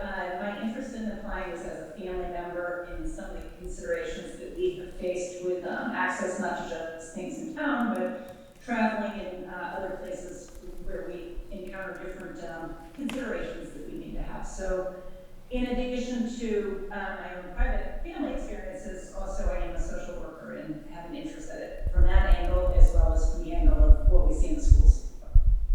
Great, thank you. Okay, and then if I'm understanding correctly, we have one spot that is still available? Correct. Okay. I don't know if the board has any, so one of the things about this is that, 3 members will serve 3-year terms. As it's getting initiated, we are staggering terms so that once the board is formed, the terms will typically be 3-year terms, but as it starts, we'll have 3 members that serve 3-year terms, 2 members that serve 2-year terms, and 2 members shall serve 1-year terms so that it sets up the cycle for the 3-year terms and everybody doesn't leave all at the same time. So does the board have any thoughts about how to make the appointments? Or any preferences? Through the chair, I don't know what a preference is, but my suggestion is we ask each candidate what term they would like to be appointed for. All right. Punky, what? I have no preference. No preference. Alex? I'd gladly do the 3. 3. I don't have a preference, but I'm happy to take the 1 year if other people would, since I'm on a lot of other committees. Okay. And Nancy? So like Amy, I'm happy to do whatever, but I also would take a 1-year term. I likely reapply in another year, but I also want to make sure that people who are not on other committees have an opportunity to serve a longer term. But again, I'll do whatever is the will of the board. Great, thank you. Holly? Yeah, I'd be happy to do, I'd probably do a 2 or 3 if that serves the rest of the applicants. Okay. Whatever, yeah. And how about Michael? I have no preference. Whatever suits the board. All right. Okay, so I really appreciate everybody's flexibility. That makes it so much easier and amenable. Also, I don't think anybody here applying is not already serving on other boards and committees, and I say hurrah to all of you who are willing to step forward and make this new commission something really special and really important in this town. So I was just taking some notes, so I will suggest the 3 members for the 3-year seat would be Alex, Punky, and Holly, if that's okay with them. Holly, is that okay? I know you said 2 years, but would you take? Yeah, the 3 years sounds wonderful. Okay, 3 Thanks. and 3. And then I would recommend for the 2-year terms, Mike and Nancy. And then the 1 year, one of the 1-year terms, Amy. Does that sound amenable? Okay. Yes. Would you like to make that motion? Just Sure. like I just said it, Chad, good luck.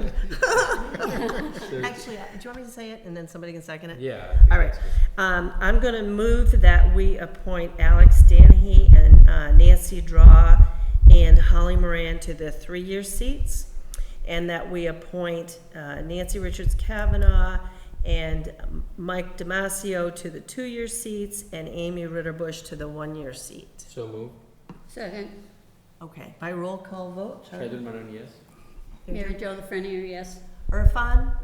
Irfan is really yes. And Muriel Cream was a yes, and thank you all. This is really exciting and important, and I appreciate everybody's contribution. And Amy Ritter abstains. I don't know if I need to say that out loud or not. Not voting. Okay. All right, thank you. Thank you all. Thank you. Thank you.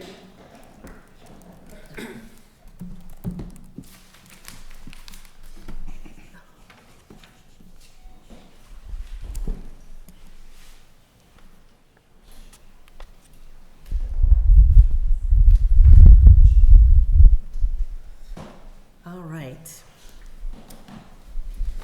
Next, we have the Historical Commission, and we have 4 vacancies and 3 applicants. Is that correct? Mm-hmm. Okay. We have 3 full member vacancy and 1 associate member vacancy. Hold on one second. Number of expiring terms 4, term length 3 years. I'm sorry, what do you see? You're talking about historical commission? Yes. Number of expiring terms, vacancies, 3 full members. And 1 associate member, okay. And I did want to add that I spoke to Scott News today, who is currently an associate member, and he didn't know that the, one of the full members wasn't going to reapply, so he would be interested in one of the full member spots, but that, if we did that, that would free up an associate member spot. Excuse me, I did see that application. Okay. Oh, okay. Okay. So if the board is amenable to considering, so it's Scott, Nancy, Eric. Nancy, Eric, and Anna. Okay. Okay, so, so we have 4 applicants and 4 spots. Right. That works out nice. So does anybody have a recommendation for the board to consider? I'd like to move that the board appoints Nancy Stevenson, Eric Sonnet, and Mr. News for the 3 full member, and Anna Dorsey for the associate member position for the Historical Commission. And then that would free up a second associate member if we did that. So if, is Is Brian anyone- Kalowski here? If you would be interested in that. Okay. Thank you very much, by the way. I know the folks at home can't hear, but Mr. Kalila is still here. Okay. So, so would you add Mr. Kalila as the Yep. additional associate member to your motion? I'd make a friendly amendment to add Mr. Kolela as the associate member for the Historical Commission. All right. Is there a second? Okay. Okay. Any, by roll call vote, Mary Jo? Mary Jo LaFreniere, yes. Amy? Amy Rodebush, yes? Shahid Manan, yes? Irfan? Irfan Ashwini, yes. And Muriel Cream's a yes. Thank you very much. Thank you all. Thank you all. Okay, Sustainable Green Committee. We have 1 term open for a youth member, and we have 2 young people who have applied, Purvi Tikku and Ella Nell. Are they here today? Come on forward. You can just pull that right. There you go. Please introduce yourself. Hi, my name is Purvi Tikku, and I'm a rising junior going into Hopkinton High School. I've moved to Hopkinton in 2nd grade, so I've been living here for about 9 years. So I'd say I've gotten to know the town pretty well. And I was really interested in applying to the Green Sustainable Committee because of my passion for sustainability and my want to collaborate with others to make a positive impact in our community. And I'm also just looking to get involved in the town and community and be able to help make a more sustainable environment. Around 2 weeks ago, I got the opportunity to volunteer at the recycling event held by the Green Committee, which was a great experience for me as I got to meet many of the members and talk to them about their own experiences and what they do in their subcommittees, as well as the goals that the committee has as a whole. I also attended their monthly meeting last night, which was a really insightful experience for me, as I got to learn some really interesting facts that I didn't know before and really gain a new perspective from everyone that talked about their things that were happening within each of their subcommittees. Well, welcome. Thank you very much for applying. Looks like Ella is on Zoom. Oh, and Ella's on Zoom. Thank you very much. Ella, are you there? Yes, I'm here. Hi, welcome, and please introduce yourself and a little bit about why you'd like to be part of the committee. Hi, my name is Ella Nell. I'm a rising senior at Hopkinton High School, and I'm interested in joining this committee because I want to keep learning about the environment and find ways to raise awareness to others. And I also want to be a part of 2045.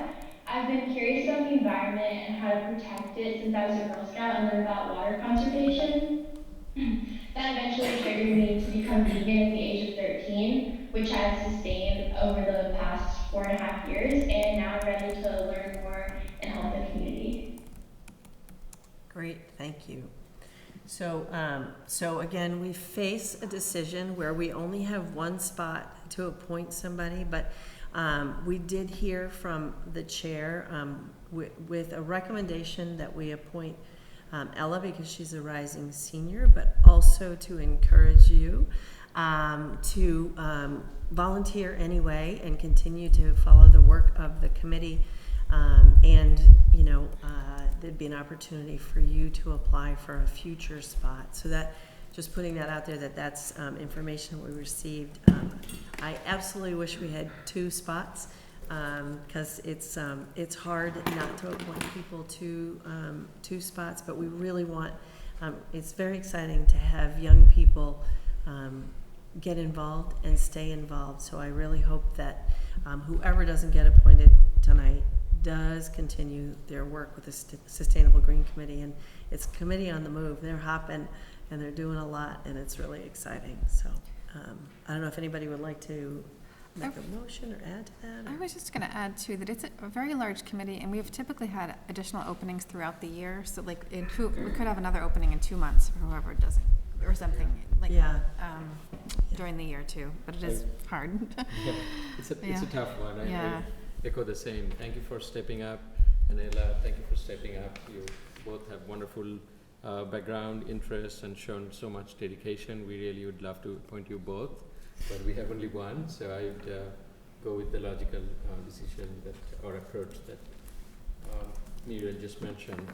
And please do come back, and there will be new opportunities, and we would encourage you to stay engaged, attend the meetings, and in future we'll look for opportunities to have you. Okay, so was this is a great problem to have, and 2 very qualified applicants, and I understand the reasoning. But if you please keep, stay involved, and I think it's a very, very good position to be in, to have such great candidates. And I mean, if you were interested in other boards too, we do have openings at a lot of other boards too. But if you particularly want Sustainable Green, I think we can get you on within the next year. Okay. Do we have anyone for the cultural? I think there are a couple openings on cultural. From the Cultural Commission, if you're interested. Okay.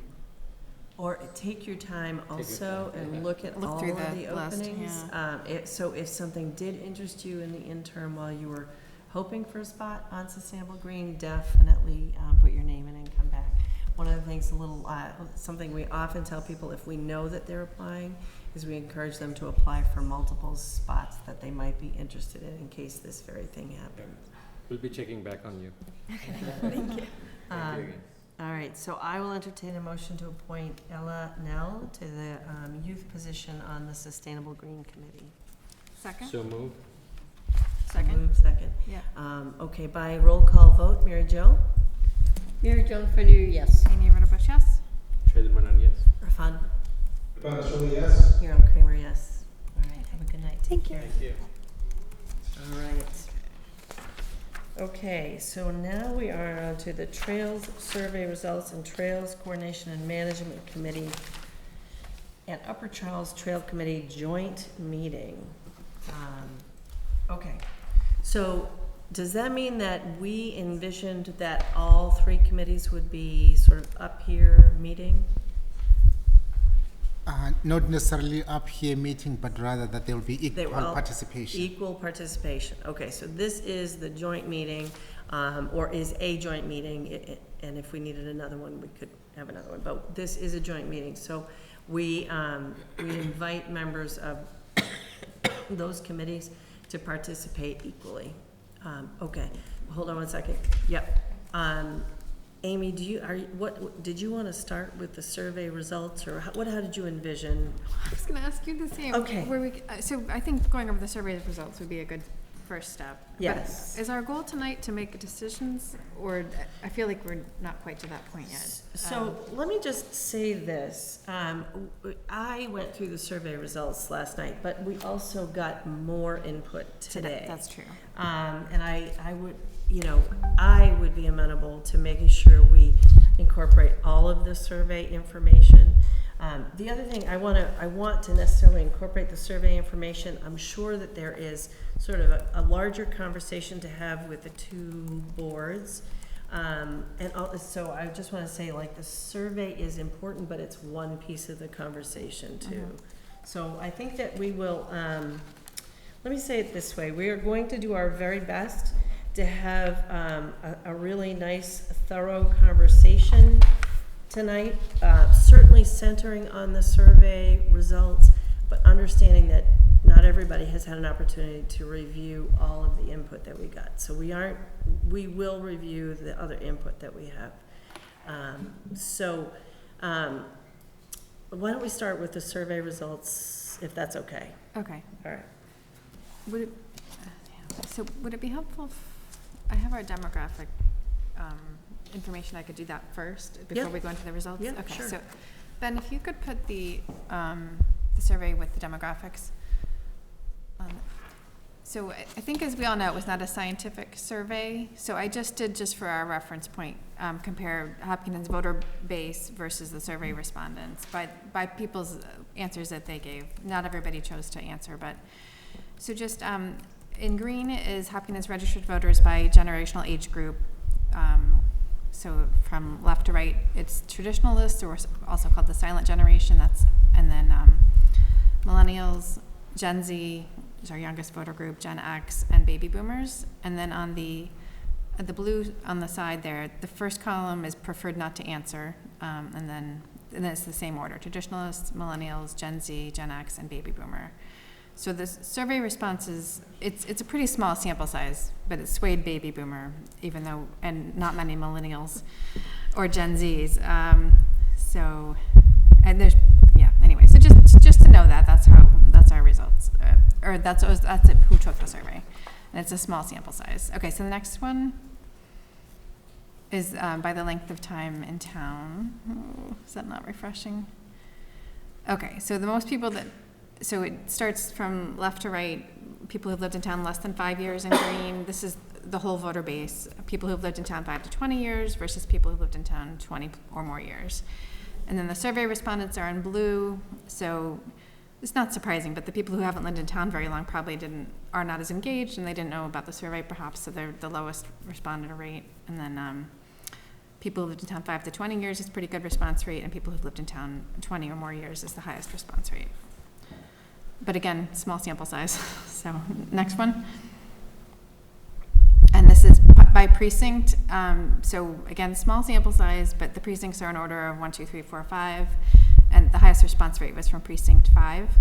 And this was a little tricky too, because people often only put their street name, and some streets are in more than one precinct depending on the exact address, and people often didn't write their exact address. So that could be a little bit skewed too. Just know that when you're looking at it. And what is precinct 5? It's the new one. So let's see. Oh, I should have put the map in there. I do have a map, but I didn't send it to Ben. That's precinct 5. It's kind of like, it's a Hayden Road towards Milford, I think, and part of precinct 1, the old precinct 1. Old precinct 1. Okay. Yeah. Okay. East So- of 85 and north. Towards Holliston Milford, I think, right? Yeah. Sorry. Okay, so that's we're done with that. And then did we want to scroll through the PDF that was in our packet? We can, whatever or makes just sense. talk through it. I don't know.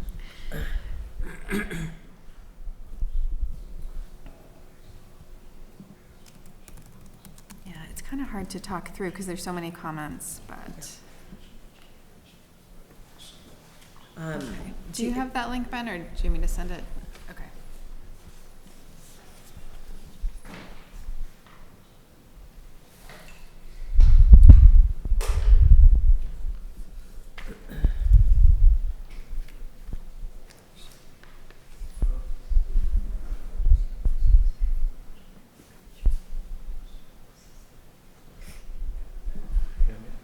We lost presentation.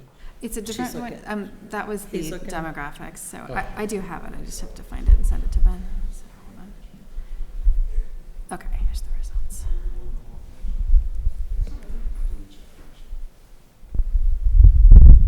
Okay, I just sent it to Ben. Do you want to start talking about it Sure. as it's coming up? So the first question was, let's see, should the number of UCTC members change? It currently has 9 full and 2 alternate members. So a small percentage, 8%, thought there should be fewer or more members. 20% thought there should be fewer members, and 24% same number of members, and 48% were undecided. So that's not very conclusive. It's not very decisive, yeah. Yeah. Yeah. There we go. Okay, and then about the liaison roles, so it held strong with kind of how it is now, that people felt strongly there should be a Conservation Commission liaison, Parks and Rec liaison, Select Board liaison, and Trail Coordination Management Committee liaison, which I don't think there is currently one. Okay. And the other ones were all less than 50%. Yep. Okay, so next. And then I think we can't, it's hard to go through all the comments, so I think if we skip to the questions that I have a percentage. How, let me ask this question. I had to look around for it last night. My link, for whatever reason, didn't work, but I did find it. How can the general public access, the interested public access the results easily? Is it on the front page of the town website, or can it get to the front page? I think at the moment it's just within our packet, but I think though, for a while, the link to the survey was on the front page. I'm just checking quickly. It's broken now.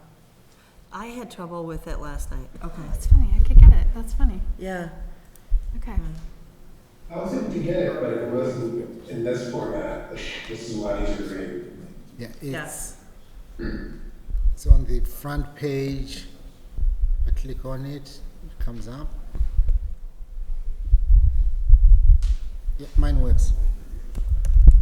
It is on the front page of the website? Yes, it's on the front Okay. page of the website. Okay, so it is on the front page of the website. If you have trouble, because I know some of us did, please reach out so that we can make sure people have access to the results. Okay, sorry. Okay, so qualifications and skills of the members, that also kind of held true to what was already in the charge, that there should be civil engineering experience, construction experience, community outreach expertise, trailblazing experience. I can't remember if that was exactly in it. I don't think trail building was It's not. explicitly in it, but. And public relations experience is already in it, but that was at Yep. 50%. Everything else was less than 50%.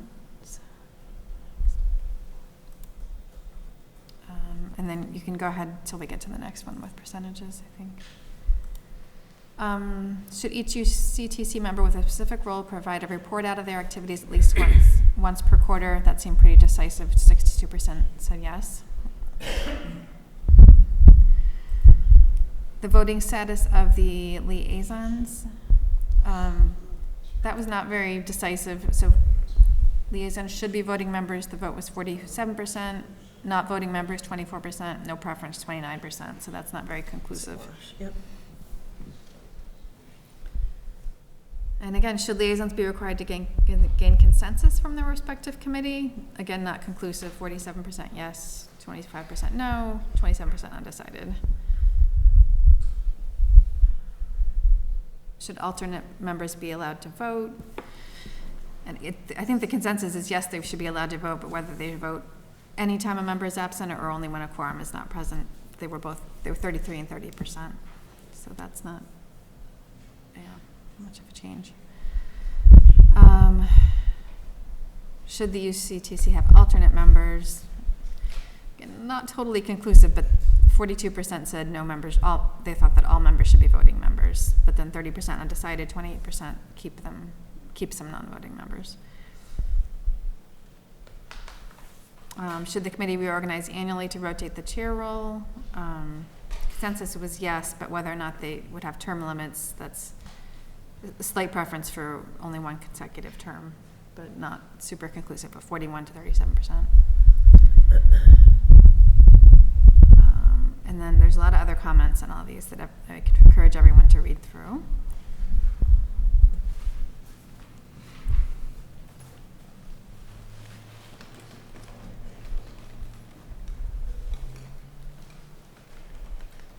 And then, again, lots of comments on the changes to the charge or not. Okay, should the trail be inclusive of all uses? 41% said yes, 14 no, 27% limited to specific uses, and 18% undecided. So it's generally leaning towards yes, but not very decisively.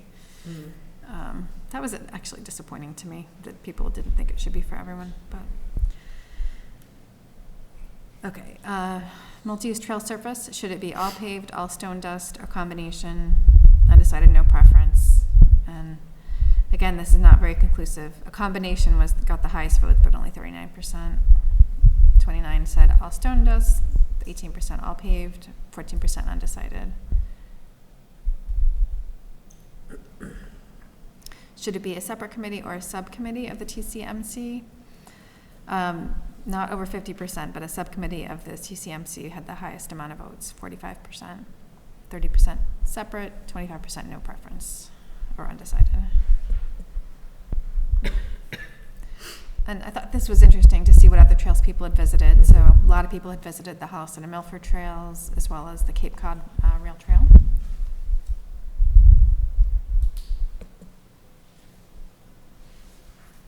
And then everyone gave a lot of comments about what they liked and didn't like about the different trails they've been on.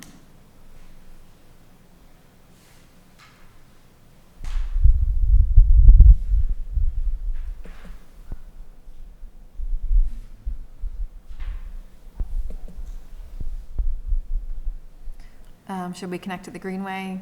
The majority said yes, or not the majority, so 47% yes, that was the highest vote, but it was not very decisive, so.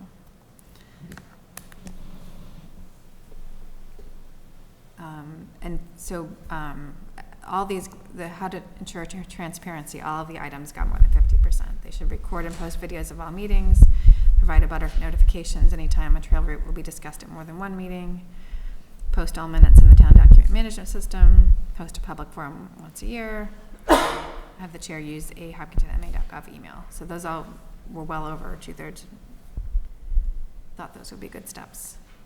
And is that might be the end. Oh, better outreach, but this is an open-ended question, so there's a lot of comments.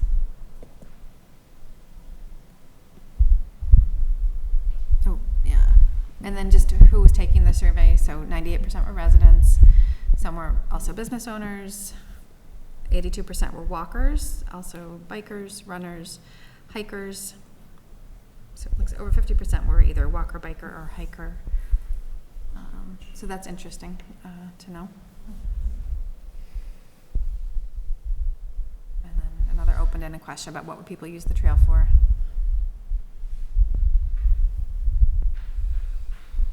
How long have you lived in town? We already reviewed this part, so I think we're all set on that. And then more open-ended questions.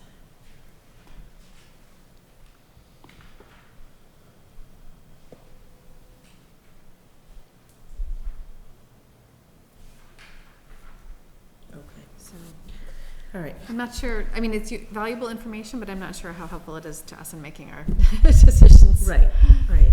So, okay, so I'm just trying to think in terms of process. By a show of hands, how many people in the audience would like to speak? And it's not the only time you get to say you'd like to speak, because conversation may happen, but, okay. Okay. All right, so anybody on the Zoom? There's no hands raised. Oh, Jamie Ronka has her hand raised. Okay. Okay, just so in the interest of time, I think it makes sense if folks have had the opportunity to interact with the survey. I myself have also had the chance to interact with, I went to the last Upper Charles Trail Committee meeting. I've been to the last two TCMC meetings. I've also had a number of coffees, lunches, and Mexican snacks in the afternoon with several different people to get information. And I know I might be a tiny bit facetious, but not meaning it. I'm very appreciative of the opportunity to speak to each person who reached out to me and wanted some time specifically to talk about this. I want to say this too, as I look around this room, I know everyone, and I've known everyone most everyone for a very long time. And so I want to say it personally that I respect your passion, I respect your investment and your commitment. And I have been really struggling with this. And I want to make sure that when I'm going to go around the room, I'll start with the select board members. I'm going first, clearly. I want to say this, that we really need to think about the problem it is that we think we're solving or we want to solve. In my conversations and in the work I've done and the talking to people I've done, I believe that this town is committed to trails as we conceive of them, and also, I'm going to use a different nomenclature, the connectivity multi-use path. I might not be right, but that's what I am coming to understand, is that we are invested in both kinds of enterprises. I know that they are different kinds of work and different kinds of enterprises. I think as I have reviewed the information, perhaps the biggest gap that I've seen is sort of that community exchange and community visioning and intentional community outreach that we all could do a better job on, and I would like to see us sort of really think through that very constructively. And I guess the thing that I'm gonna say next is what I really have come to understand the problem is that we're not approaching this as a team, and I don't think I'm saying anything that's startling, and there is not a lot of trust in the room. And I think if we look around the room and we think about ourselves, we've heard from a lot of people that there isn't a lot of trust, and I want to encourage you all to know that I don't think there's anybody in this room that doesn't have somebody in this room also that has identified them as a person that they don't feel like they can trust. So we all have a lot of work to do in order to build processes and functionalities and ways of communicating and working together so that we can make progress on both the Upper Charles and the regular trails that are everywhere else that so many of us love and enjoy. We don't hear anybody tell us that they don't want any more trails, obviously. I think trails have been fraught a lot of times because of people worry about them near their property. I think that's going to be an ongoing issue. We have to figure out a way to make sure that we are really engaging constructively with abutters and most affected businesses and residents when we're talking about any kind of trail or multi-use path near their property. So we have to have a good process. I know that I want to thank everybody. I know that the Trails Committee and many members of the Upper Charles Committee have spent considerable time putting forward suggestions and ideas. And I appreciate all of that. I think that there's an awful lot to come together. So as we're speaking tonight, one of the things that will help me is if people can talk about how we can, what they think the priorities are. Do they want the trails as we know them, the sort of more rugged hiking trails, it's not the right nomenclature, but less formal trails, and also a connectivity path that connects us to other towns and also the East Coast Greenway. I don't think we want to be the only town that isn't part of that, but maybe I'm overstepping when I say that. How we can build processes that recover our own interpersonal trust and also the public's trust in a constructive process. And then I think that I can't see it a different way, and I know I started out in a different place with my first idea. I think that ultimately it's two committees because they have two very different charges. That's just me, and I think that if we have one committee and then we have another one the same size that is essentially a subcommittee, that's still two committees. So I'm just putting that out there as my early And I have, and I know everybody has put a lot of thought into this. So I'm gonna stop talking, I'm gonna invite my fellow board members to speak, and then we will take the time to hear from people, what they see as a constructive path forward. Certainly if you disagree with the notion that we want two different kinds of trails, make sure you let us know that too. So I don't know who wants to go first after me. So, go ahead, Irfan. So I'm happy to make my piece here. So from my perspective, I think that, what the select board does has to be in the interest of the constituents, right? It's the people who live in Hopkinton who are going to benefit from this, or who are going to suffer, having it come by their house or what have you. So this really needs to be an inclusive process. I can't imagine not doing this. I think we're missing a huge opportunity to connect the Upper Charles Trail if we were to say no. But I also can't ignore town meeting vote, and I think we need to be responsive to it. And I think if you look at survey results, a lot of the comments were, read the survey result. Go back to town meeting. How many times we have to tell you? So okay, but I think that there's a way of moving this forward where we can redevelop trust and transparency, where everybody who comments can really have their input be added as an agenda item, right? So while, if somebody were to come up and give a public comment in any particular meeting, the board may not have an answer right then and there, but it should certainly be something that gets discussed at a future meeting, the way that we do as a select board. So, I don't know, the way I look at it is I think that there's a way of doing that, using our board and our appointment power, that we would be able to kind of reorganize how the committee does business with assigned roles. And I think I was trying to get to that with the survey, but each member has an assigned role, quarterly reporting, that kind of thing.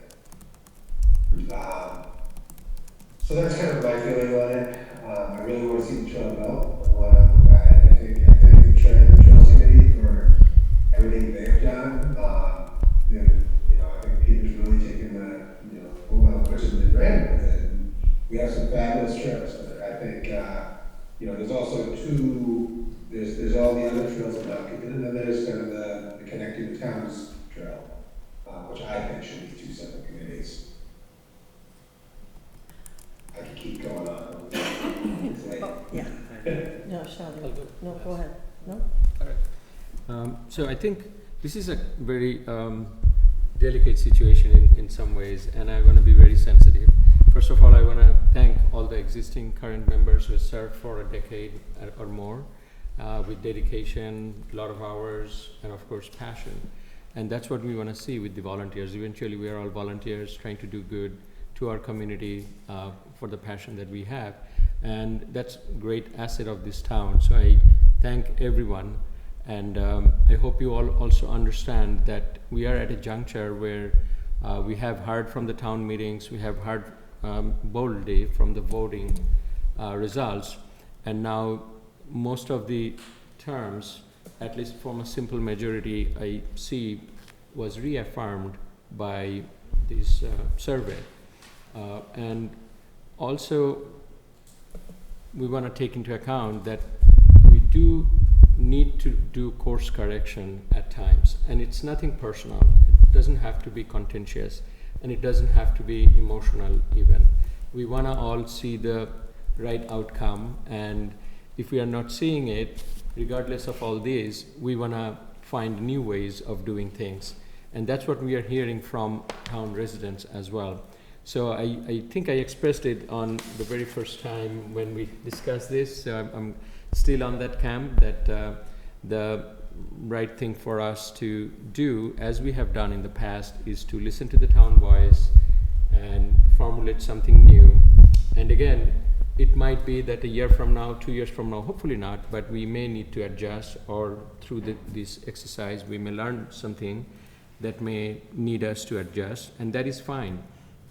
But I think we have enough information. We have a lot of good comments. Thank you for all the survey respondents for participation.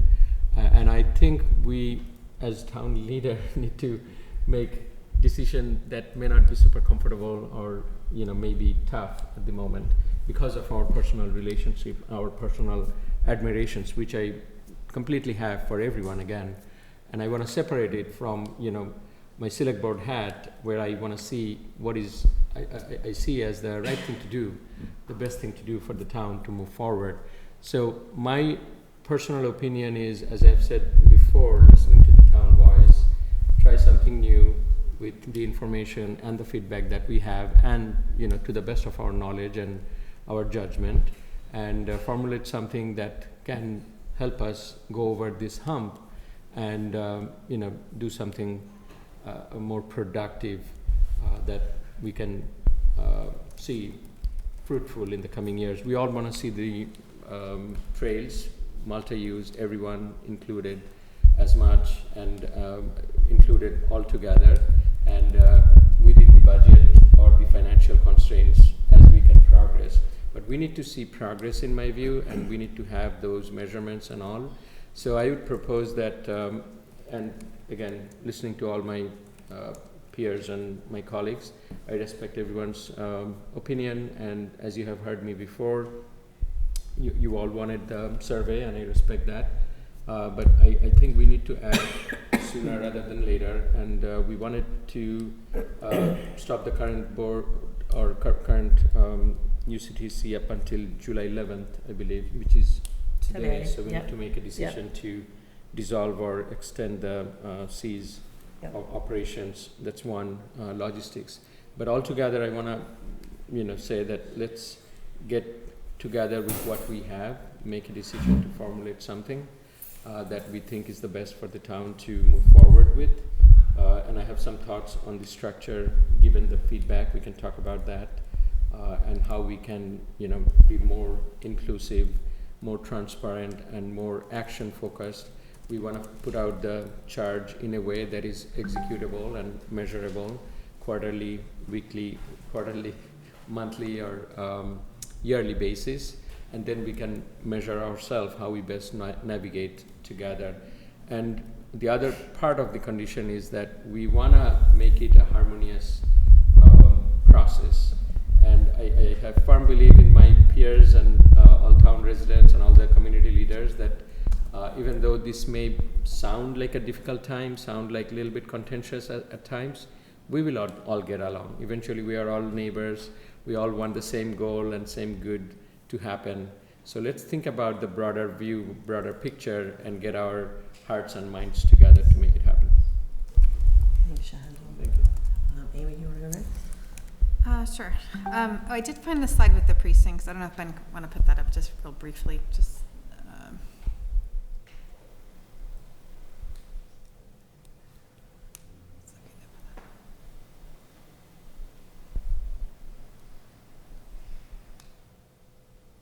So it's new for all of us because we just changed precincts in 2020. But so in red is precinct 5, which is the one that answered most of the survey responses were from precinct 5, which is in red. So it's kind of on the Holliston and slightly on Milford line. Gotcha. Okay, and then thank you. Yeah. Okay, so my goal would be to somehow get to a point that we're going to get to a project that the majority of the public will approve and support moving forward. So I guess the question is how to get there, though. And I do also, I think, I lean towards 2 separate committees, but with revised charges. I liked some of the ideas that were at the TCMC meeting for their revised charge, but we do now have the red line version, so I would like to go through that with a little more detail. So I guess I I wish the survey was a little bit more decisive, but it left me a little bit confused too, because they don't seem to want too many changes to the charge, but we seem to want a different outcome. So how we're gonna make that happen, I don't know. I do feel like there has to be more research, more outreach to I know they try, but just get more consensus from all the new residents in town, as well as the millennials and the Gen Zs who will also be using the trail, just to make sure we have a wide range of people who will use it. And so I don't know if we should continue to pause the committee, or if we should disband it and then just redo the charges and then repost all the openings. I guess I would be interested to hear from my other board members on that. But I really did like the idea of if each of the two committees had a voting liaison to the other committee, so there would be two people that were served on both committees, because I thought that was would an interesting idea too. Be some good communication there. I think that's all I have for now. Mary Jo. Well, I have thought, knowing the history, that there should be two committees. And then when I saw in the survey, when the question was asked, do people think we should be hooking up with other towns, et cetera, it was overwhelmingly yes. It was like 90-something% yes. And that is the Upper Charles Trail charter. I mean, they're supposed to find a way to hook our trails, our specific trails, up with the other towns. And then we have the Trails Committee that is taking care of the trails in town, and the walking trails and the great trails that we have. And I think that that's two separate ways of thinking about it. And I think that we probably need just a lot more public participation and a lot more transparency from both groups ahead of anything that they're doing, to let people know in what direction they're going, or they're planning to go, or that they have thoughts of going. I think we really need to hear that. Thank you. Okay, so we have Jamie on the Zoom. Yes. So why don't we start with Jamie on the Zoom, and then I'll know who's in front of me who wants to speak. Hello. Hi, Jamie. We can hear you. Hi. Thank you for looking into all this. Thank you for the survey, and thanks to everyone who's there tonight. I really appreciate this. From my perspective, having served on Upper Charles and previously on TCMC when it first came to be, I think the priority is identifying a positive path forward to work on this project. I believe the town in general still supports the purpose of the Upper Charles Trail, which is connecting to Milford and Holliston, or Ashland, Milford and Ashland. I think to constructively move forward, it is important to reorganize the way that Upper Charles works. The last Upper Charles meeting, I gave some suggestions for edits to the charge. I'd be happy to look at that further. Doesn't make sense to go through it all now, but I do think a reorganization at minimum is going to be necessary for Upper Charles to move forward. Personally, I support it being a subgroup of TCMC, since in theory, when the trail is finished, the management of UCT, of the Upper Charles Trail, would end up falling under TCMC. Thank you. Thank you, Jamie. Okay, so let's go ahead and set 3 or 4 chairs up here. Let's just move up here and make sure we hear from everybody who came tonight. And just, I didn't get Jamie's address. I think we know, I don't remember her address, but. Blackthorn Circle, I think. Thank you. But your name, your address, and if, which committee you have served on, one or both, that'd be great. James, if you want to, Jim, if you want to start, go ahead, and other people can file forward who are interested in speaking. Good evening again. Jim Sorrello, Wood Street, Hopkinton. There was a lot of back there. Jim, hello. I guess first I want to say something about the survey. Well, actually, let me start out by saying that the select board can't possibly make a decision about disbanding or not disbanding or reconstituting a committee or another one without knowing all the information. Now, I apologize for what may be some strong words, some colorful words, but in the length of the package that I provided you. But frankly, I've gotten really tired as a professional, personally, of what's been portrayed of the Upper Charles Trail Committee as having done nothing in all these years and have made no progress. It is absolutely untrue. In my statements, I have many items about the progress that the committee has made, about the transparency that we keep hearing about. The committee has had nothing but open meetings. The committee has made presentations to the public that have been advertised and attended. The committee has been to Hop 101, PolyArts, and has had maps and information. So to say that the public doesn't have an opportunity to find out what's going on, I put that on the public. Because if you look at the survey results, where are all the people that so-called overwhelmingly wanted to disband the committee? There weren't even as many people on this that answered the survey as there were in this overwhelming vote. I don't consider that to be an overwhelming vote. In the package that I've delivered and that Jane Moran also worked on is a timeline of all the things that have been accomplished. I'm personally very insulted by any notion that nothing's been accomplished. I think the committees need to be two committees. They have separate charges. I think the select boards in the past have had an opportunity to consider one committee when the TCMC was first enabled in 2019. Select board, I'm sure at the time, had some thoughts and some conversations and discussions about maybe that's the time to have made one committee with a working group or a subcommittee. The committees have completely different charges. As Jamie pointed out, ultimately the TCMC, as it's configured, would have responsibility for the operation and maintenance of any constructed segments of the Upper Charles Trail. I'm not going to read all of this here, but I will tell you that the Upper Charles Trail has made significant progress, has communicated to the public, has been transparent to the extent that the town's website allows it and other boards to be transparent, and has looked at many alternatives and many segments to that are possible for the Upper Charles Trail. I don't think we'd be even having this discussion right now if the committee had not presented an option of going down Hayden Row. I don't think there would be any resistance. I think the committee would have continued doing its work, but that rose everybody up, and that's what's being made as the reason why the committee should be disbanded, because there was a segment that was proposed down Hayden Row.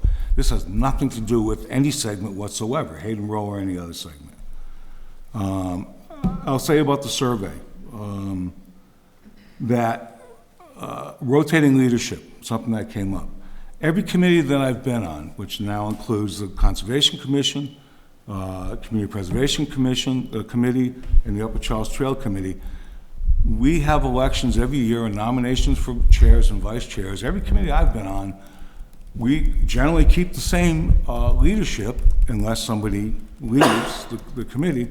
We keep the same leadership because the leaders that we have are hardworking, they're committed, they're dedicated, they do the bulk of the work. I don't do a lot of work for the committee. I'm there to consult on environmental and engineering matters, and also contribute to the overall plan. But our leadership is incredibly hardworking on all the committees that I'm on, and I'll continue to vote for the same leadership. I think it's silly to rotate. I understand that the select board does that. As far as transparency, again, the Upper Charles Trail Committee, to the extent that the town's website allows it, has published everything it has when it's appropriate to publish it. We've had outreach with the public, and we've had the public participation. Again, that's up to the public. Look at the survey results, look at town meeting. Nobody shows up for any of this because they just don't either care or they have too many other things going on. There may be some room for some improvements to public relations. I welcome that. I think everybody does, if they're meaningful and reasonable. And lastly, I'll say, when it comes to accessibility and usability, the survey ignored, to me, a very important part and a big part of our population. The survey questions were for hiking, for running, for whatever else. Certain portions or certain segments of any trails in town, and certainly the Upper Charles Trail, should be usable by everybody, every physical ability. They should be usable by powered mobility chairs, by wheelchairs, by rollerblades, roller skates, by people with walkers, with people with stability issues. They should be able to be used by that. Strollers, you can't use a gravel trail with a stroller, and I'm not talking one of those fancy 4x4s. A regular stroller, can't ride a road bike on it, you can't push a wheelchair, you can't take your little scooter, your mobility scooter and go on it. We talk about accessibility, it's nice to see that we have our Commission on Disability reconvened and restored. This is exactly the kind of thing that they're talking about and I'm talking about. Portions of the trail needs to be accessible by all. I think that's it. I encourage you to read what I wrote. Sure. And thank you. Appreciate it. Thank you. Chuck, did you want to come up? Chuck? Yeah. Chuck? Yeah. I'm not a member of either committee, so would you like me? I didn't know, so. You're just a trails expert, so what the heck, throw in. I'm not an expert either. Thank you, Mr. Sonnet. Eric and I just agreed with something. I'm not an expert, and he agreed. Steve Frobeater, 39 Sanctuary Lane, and I only come up to correct the record from earlier this evening that represented that this was a Trails Coordination and Management Committee versus a UCTC committee. It wasn't. Happened in my dining room. This was a group of concerned citizens who put together 2 petitions to town meeting. And you all were there, and you all saw the results. I think the record will show, the public record will show, that there was never a discussion during a TCMC meeting. There was no vote, no action taken. It wasn't the TCMC. Now, were there some people that serve on the TCMC that were in my dining room organizing the 2 petitions? Yeah. There were also members of the oh, and by the way, some of those people voted to abolish the Upper Charles Trail Committee. There were also some members of the Upper Charles Trail Committee that supported the petitions and voted to abolish the committee on which they served. If I may, I don't normally do this. I need to speak with the chair.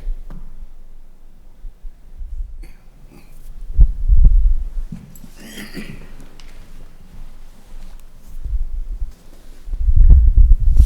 in charge.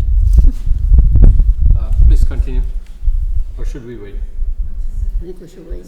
What's that? I think we should wait. You think we should wait? Let's We should wait, yeah. okay. That's fine. You were at the end of my comments. I just wanted to correct the record. Thank you, yeah. We'll pause and, oh, Muriel back, so. So if we can get to the moving path forward part, that would be more important. Thank you, Norman. Thank you, Chair. I'm done. I just needed to correct the record. I can't sit here and let somebody read that in. Thank you. All right, thank you. All right. Madam Chair. Oh, hold on one second. I got a call to people who haven't. Correct. We're just not going to do the back and forth, but I get it. I get it. Anybody else would like to make a contribution to the conversation about what the constructive path forward will be? Peter. You both can come up and one at a time.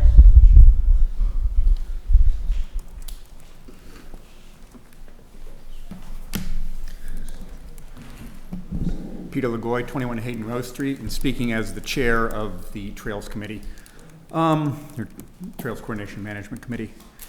Just to sort of summarize for everyone, as you know, because a few of you were there and a few others were on Zoom, at our last meeting, which in June 21st, which really is June 14th and June 21st, so after Maytown meeting was when the TCMC really started talking at all about the Upper Charles Trail Committee.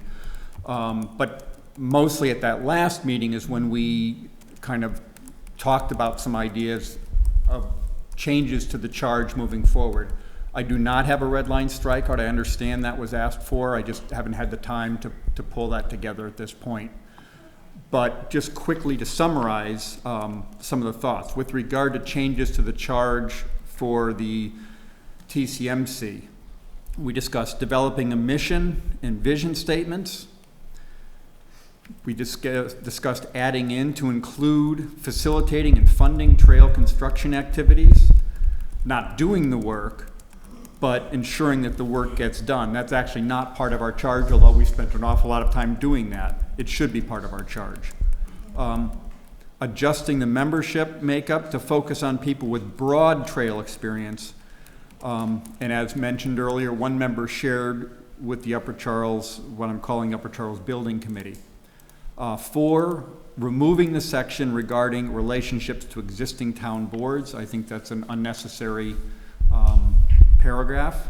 And 5, develop an approach to establishing liaisons who can provide regular updates to selected committees and boards and be available as needed to attend those board committee meetings. What I'm thinking about there is when the planning board has a new development going in that might have trails, we should be able to get somebody from this committee going over and speaking with them. Key suggested revisions for the Upper Charles Trail Building Committee. Goals as written in the charge are actually pretty good. Specifically, focus on building the Upper Charles Trail as a shared use path connecting the end of the Milford Trail with Ashland. Devil's in the details there. Ashland doesn't really know. They have a nice map, but they really don't know where their trail is going to go yet. And we need to interact with the Ashland town people, not so much the Upper Charles Trail Committee of Ashland, but with the town of Ashland to see what options are available. Membership should be smaller, 5 or 7 members, and members should be selected not based on membership to other boards and committees, but based on their interest in a shared use paths and experience with a broad range of such trails. And again, 1 member should be shared with the Trails Committee. There should be term limits. That's something that we do already have in the Trails Committee. The liaisons to various key committees with trail interest should be as described above, and that should be identified annually. And again, the liaison should be available to attend planning board meetings or other meetings of selected committees. So the way I envisioned that was the select board would say these 7 committees are critical and you need to have a liaison who works with those committees and is available to those committees. And finally, with regard to funding, there should be joint voting with the Trails Committee required for key issues such as grant applications, route selection, and trail surfaces. Ultimately, moving forward, I think we need to look at whether or not this should be a subcommittee or a committee. Subcommittee is what the town meeting voted for, but I could see either one working. But we should start by looking at developing a master plan, doing some sort of public outreach group, and coming up with a master plan that we can then all develop objective measures that we can then move forward from. Thanks. Thank you, Peter. Thank you. Go ahead, Ken. Ken Parker, 69 Clinton Street. I'm not going to talk about any of the things that Peter just talked about, or hardly any of those things. Basically, I think 2 committees is probably appropriate given the situation. I haven't liked some of the things that the Upper Charles Trail Committee that I have served on has done, but most of that has to do with pretty much trying to accomplish something that is nearly impossible to accomplish, and it's not really the fault of the members of the UCTC that so little has been done. But I'd just like to share that my major frustration is that in the way that I think is most important, we really haven't accomplished anything. And that means, to me, that I haven't been able to walk on any trail that the Upper Charles Trail Committee has made. And so that's my major frustration. And I would like in the future to hope that however these committees get constituted, they work together in such a way so as to make it possible as early as possible for people to actually walk along the routes of the proposed trail. So UCTC spent a lot of money on engineering plans, but the major deficiency, in my opinion, that I probably should have pointed out along the way, and so I take some responsibility for this failure, is that we don't know where on the ground the proposed trails are really supposed to be. It's not marked out there. If you go out there on all the places where it was spent money, you will not be able to determine exactly where it is proposed that the UCTC should go. And I think that is a big problem. I would like, so one thing that's independent of the committees is there is the Hopkinton Trails Club. The Hopkinton Trails Club has a day in which people work on trails. It would seem reasonable to me to think that one of the things that we could do in the future is kind of organize the volunteers to make possible, wherever possible, some of the routes of the Upper Charles Trail. So I understand that all of these engineering plans need to be finalized, and that requires a lot of work. And we can't just start willy-nilly making a trail that's going to be the permanent trail without doing all that engineering work. But I do believe that we can make a walking trail that will allow people to see what the vision is without spending very much money. And I think it's the biggest failure of the UCTC that we have not accomplished that. That's pretty much all I need to say, I think. Thank you. Thank you. Thanks. Okay, last one. Here we go, Scott. Hi, Scott Nouse, 175 Hayden Row. So I've got three points here. First, I actually want to, I agree with the point that Jim made. I think it's unfair to state that the UCTC hasn't accomplished anything. I haven't heard that. I think Jim has every right to take it personally if he's heard that.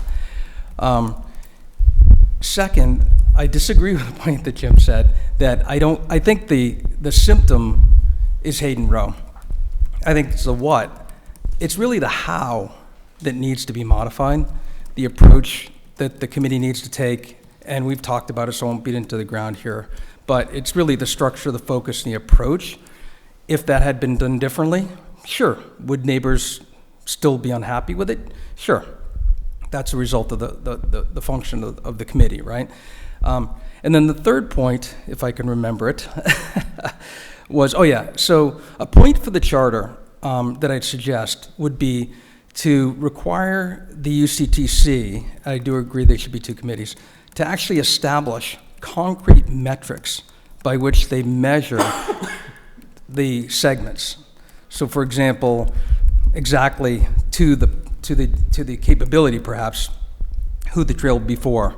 And then that would dictate things like width of trail, surface of trail, could it be a combination, angles, inclines, declines. So establish the metrics first and foremost as foundational, starting with who are the constituents, the users of the trail. So I'd like to insert that. I'd suggest to insert that into the charter. Thank you so much. Thank you.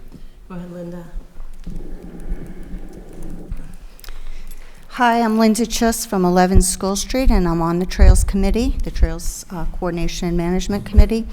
First, Amy, you had said that you were disappointed people answered the survey by saying they didn't want the trails to be usable by anyone. I think the question in the survey wasn't, when I read it, it didn't ask me that. So I personally found the survey very confusing, and when you read the comments, a lot of people say that.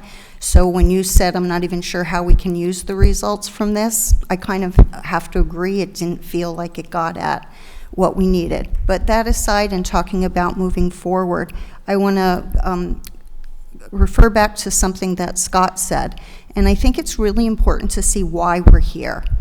How did we get here? Whether you have a subcommittee or two committees, I don't know, but that's not going to fix the problem. The problem, I heard a lot of defensiveness tonight from Jim's presentation about the committee. I didn't hear a lot of openness to how things can change. And maybe I'm mishearing, but that's what I'm hearing, and that has been the problem, in my view, all along, is the committee has been faulted for not listening, for not being open. And if you don't fix that problem with whatever you do with the restructuring, I don't see how the restructuring or no restructuring will help. Whatever happens, that problem of not being open, and it's not just transparency, it's more than that. It's also accountability. Having the metrics needs to be addressed. That's pretty much all I have to say. So thank you for listening. Thank you. Actually, I may have 1 minute. 1 minute. Just to file a couple things. In no particular order. First, I don't know how, Upper Charles Trail Committee or its members have not been invited to participate in this whole debate. And so I don't know how anybody could say that TCMC is not driving the bulldozer here. The chairman of TCMC is drafting this new charge and this new committee. For the TCMC.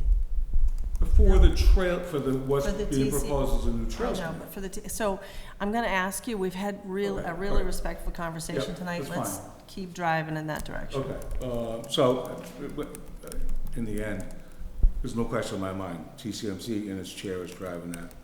And again, in response to the most recent comments, I'm not being defensive, I'm being very offensive, not like offensive like insulting, but on the offense. And if You're on the read- offense. read It's what I okay. wrote, Somebody has to it's play all for about both the teams. progress we've made. So it has been an open process, and I guess that's all I'm gonna say. Okay, thanks, Jim. Thank you. All right, Jane, for the win. Here we go. I'm not even sure if we're allowed to speak. I mean, we're You're suspended commission. You're definitely allowed to speak. It's America, Jane. Here we go. Okay, so, a couple of things. We have been at it for 11 years. 9 years I've been chair. I drafted 13-page document, and it mentions metrics in here that we have been drafted over the years.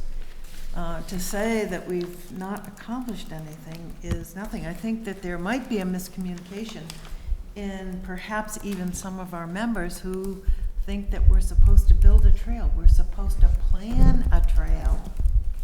And that's what we have been doing for years and years and years. We've been planning a trail from Hopkinton State Park to Ashland State Park. And for someone to say that we don't know where Ashland's gonna commit, that's silly. Ashland established where they're going to enter and connect with our town years and years ago. There's just a lot of miscommunication, and I'm not So sure where that started. we're working to make sure that we So one of are the communicating things well. that, I thought one of the things that the select board mentioned from the very beginning that was really solid in my mind was an idea of a joint TCMC Upper Charles Trail Committee having a roundtable meeting with Norman facilitating. And that could take meeting after meeting after meeting. There is mistrust, there is miscommunication for whatever reason. Nobody meant that to happen. It started about 2 years ago, and it festered. How do we fix that? We have to try and fix it, in my opinion. If we don't, I think that the town could be making a horrible mistake. And I think to get everyone together, all of the committee members, from both committee members and anyone else who wants to come, but to have a professional facilitator try and figure out, we cannot do that in a select board meeting. We can't do it in a TCMC meeting or an Upper Charles Trail meeting. We have to try and sit down and try and figure out how we can make the best possible plan to build a 7-mile trail from Hopkinton to Ashland. We already have over 42, 45, I don't know, it's somewhere around 50 trails already pre-existing in Hopkinton throughout town that are various stages, from the center trail to our beautiful trails over on Fruit Street and Pratt Street and Woodville and around Whitehall and around Maspinock. But our project was to build a multi-use trail that everybody can connect to. Everybody of all accessibilities and all abilities, which is very different from the small dirt paths trails that are a little bit wider sometimes, that are out throughout all of town. We're very, very fortunate in this town to have so many trails. Please don't let this opportunity get thrown away because of personality conflicts or whatever you want to call it. And it did start. I think I am hearing a lot of support for finding a way forward, Jane, so I appreciate that a lot. And that's my hope, is that we can come up with some sort of joint meeting with one facilitator. Okay, thank you. Thank you. All right, I have a proposal in the interest of it's getting late. back to the rest of the agenda. So I propose that we continue to suspend operations of the Upper Charles Trail until our next meeting, August 1st, our first meeting in August. Okay. And that gives us all an opportunity to exchange with the new information, the information we heard tonight. I really want to appreciate people who leaned in and have leaned in over the last couple of weeks with some really constructive work and suggestions and feedback. So let's, keep that coming. So continue the suspension until August 1st. Have it back on the agenda for the select board to really interact with all this information and put forward a proposal. Just saying, I think I heard a lot of support for 2 committees, if that's the way it needs to be, for reconstructed charges, for more communication, some town visioning. I do not, I think that it's appropriate to think about a big facilitated group meeting, so I think we should talk about that. And whatever else kind of came up, I have a ton of notes here, whatever came up as feeling like priority issues. So that's my proposal for tonight, to move forward. Okay. Consensus? Through the chair, I agree. Do we need to take a vote? I think our previous vote was to expire, right? Okay. Yeah, through the chair, I think we need to take a vote, and I agree with all you said. I want to be respectful to all the input and information that we are gathering, and I think the time will give us to process it a little more now that we have done the survey and we have more information. But I would also, as I mentioned earlier, caution that we don't want to go into analysis paralysis mode and be decisive at some point. That's how we want to move this town forward, and just to keep that in mind before we convene the next time. So we have a lot of homework to do. Let's collect on those. And in terms of one committee versus 2 committee, I think we'll need to process that as well. I wouldn't say that, listening to the residents, the recency bias, what I call it, is not something we want to be prone to. We want to look at the big picture altogether. And I do think that we need to consider all formats and also what the town has given us as a vote result and survey result. I think that's something to consider. We cannot have 381 people in the room all the time, but we do want to respect their voice as well. So I'm okay with that motion that we need to suspend until the August 1. So if everyone's in consensus, I move the motion to continue to suspend the operation of UCTC until August 1st. Is there a second? Second. I also have another potential motion, but I'm fine with this one to start. Okay, So. do you want to add it in? I don't know if, 'cause I feel like we have pretty good consensus now that a 2-committee solution is what we want, and I don't know if making that decision would help. We keep going over the same topics at every meeting, so I wonder if that would help us Yeah. move forward, that it's going to be, that it would be 2 separate committees, but but with rewritten charges that we have yet to determine. We can wait till next time if we want. Yeah, to the chair, if it didn't come out, I'm not sure I'm on the cap. Okay. I feel pretty sure on myself, but. So let's take a vote on this, is there a second for, I'm sorry, was there a second for Shadul's motion? To suspend till August 1st, I think, or fund. Oh, that's right, thank you. Okay, by roll call vote, Amy? Amy Rodabush, yes. Mary Jo? Mayor Delaferne, yes. Shahidul Manani, yes. Irfan? Yes. Muriel Kramer, yes. Amy, it is in order if you want to make your motion. So I would make a motion that we will be working towards a Upper Charles Trail solution that would be 2 separate committees, but both the TCMC and the UCTC would have revised charges, which we would work on the next couple of meetings. Is there a second? Second. Second, okay. Discussion? I want to point out that I think while we are talking about processing the information, that includes this. And I think that in the town meeting, there were 70% people who voted against having 2 committees. And in the survey also, the highest vote, 47 or 45%, was not having the 2 committees. I think it was more on the subcommittee. So I think it would be a little bit disrespectful to make that decision while we are talking about processing the information and building the larger view. I would suspend that as well for August 1st because we want to be respectful for all opinions, all information. We cannot half process it and then say we'll process the rest in the next 1 month. That to me is kind of biased approach. So okay, I got it. I'm going to go to Irfan. I think we understand. Okay. Thank We can you. just vote on it. It's okay if it gets voted down. It's no big deal. Sorry, okay. I am in favor of the two committees, but I respect what Shadul just said. There was a pretty loud vote. Our survey results were not decisive, so maybe that ought to be punted until our next meeting where we can have a chance to do an extra survey.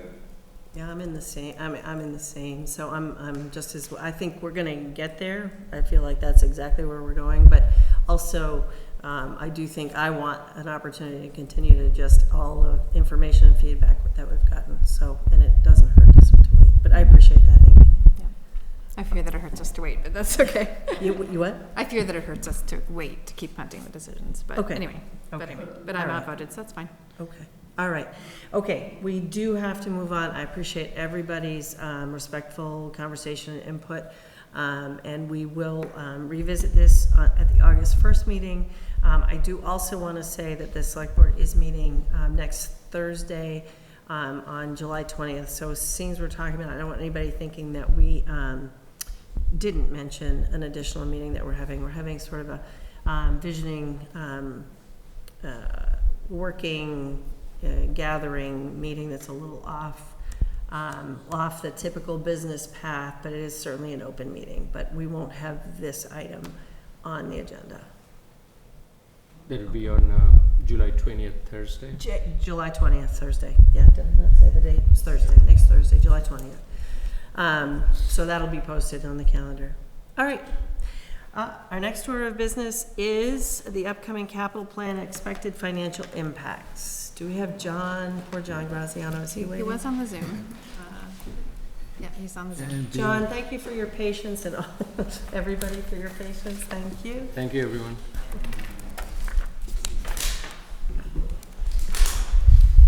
Okay, sorry, I'm traveling on my iPad, so. Nope, this is outside of my skill set. Can you hear me? Yes. Okay.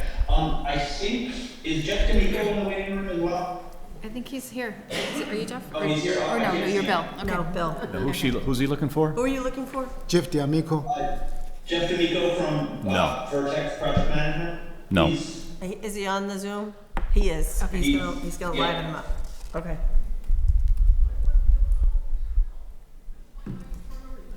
Okay. Easiest thing for me to do is share my screen for the slides that I provided in the packet. All right, does Yeah, Ben have that'd them? be great. Or- Is that okay, Ben? Yep. Oh, here we go. Even better. Okay. so, thank you very much for the opportunity to provide an update on the project. Just, obviously for the record, John Graziano, Chair of the Elementary School Building Committee, and I am grateful to be joined tonight by Bill Flannery, who is a member of the committee as well, our Appropriation Committee representative, and Jeff D'Amico from Vertex Project Management, who is the project manager on the Elmwood project. I want to, especially given the hour, make sure we leave more than sufficient time for Q, because obviously this is the select board's opportunity to ask us as many questions about the project as you might have, but did want to highlight a couple of key progress points along the way here. So if we can go to the next slide. Or can I do that? There we go. So we're going to talk quickly about the updated schedule with a particular focus on what's happening between now and an anticipated November town meeting for approval of the project. We'll do a quick update on the building schematic and site plan, and then we will proactively talk about what are two of the topics that are gaining the most focus, cost considerations and traffic, and then give you an opportunity for a Q&A.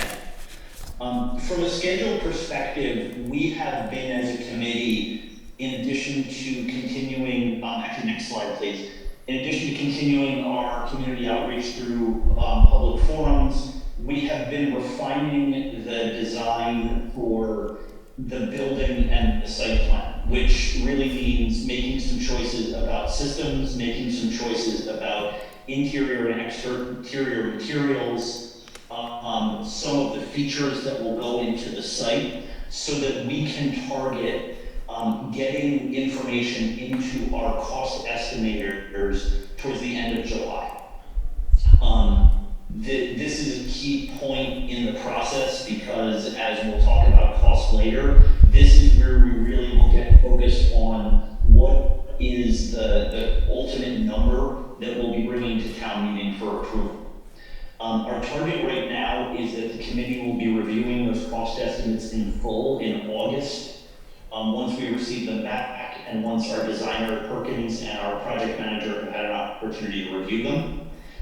The ESBC will make any updates and refinements to the proposal and approve the schematic design and budget, which will include all of the information about exact MSBA reimbursement amounts, because I know that's a question that a lot of people have asked, exactly how much is going to be reimbursable. We would then be similar to when we did our preliminary schematic proposal to the MSBA. We would be looking for votes from the school committee and the select board in late August to endorse the schematic design that we'll be submitting to the MSBA. We would do that, again, all looking to wrap up and submit that preferred schematic report to the MSBA by August 31st. And that's consistent with their timeline and obviously keeping the process going so that we can continue with our long-term targets for construction and opening of the building. The plan would be from here to go through the approval and editing process with the MSBA, targeting an approval vote at town meeting, at a special town meeting that would be in early November.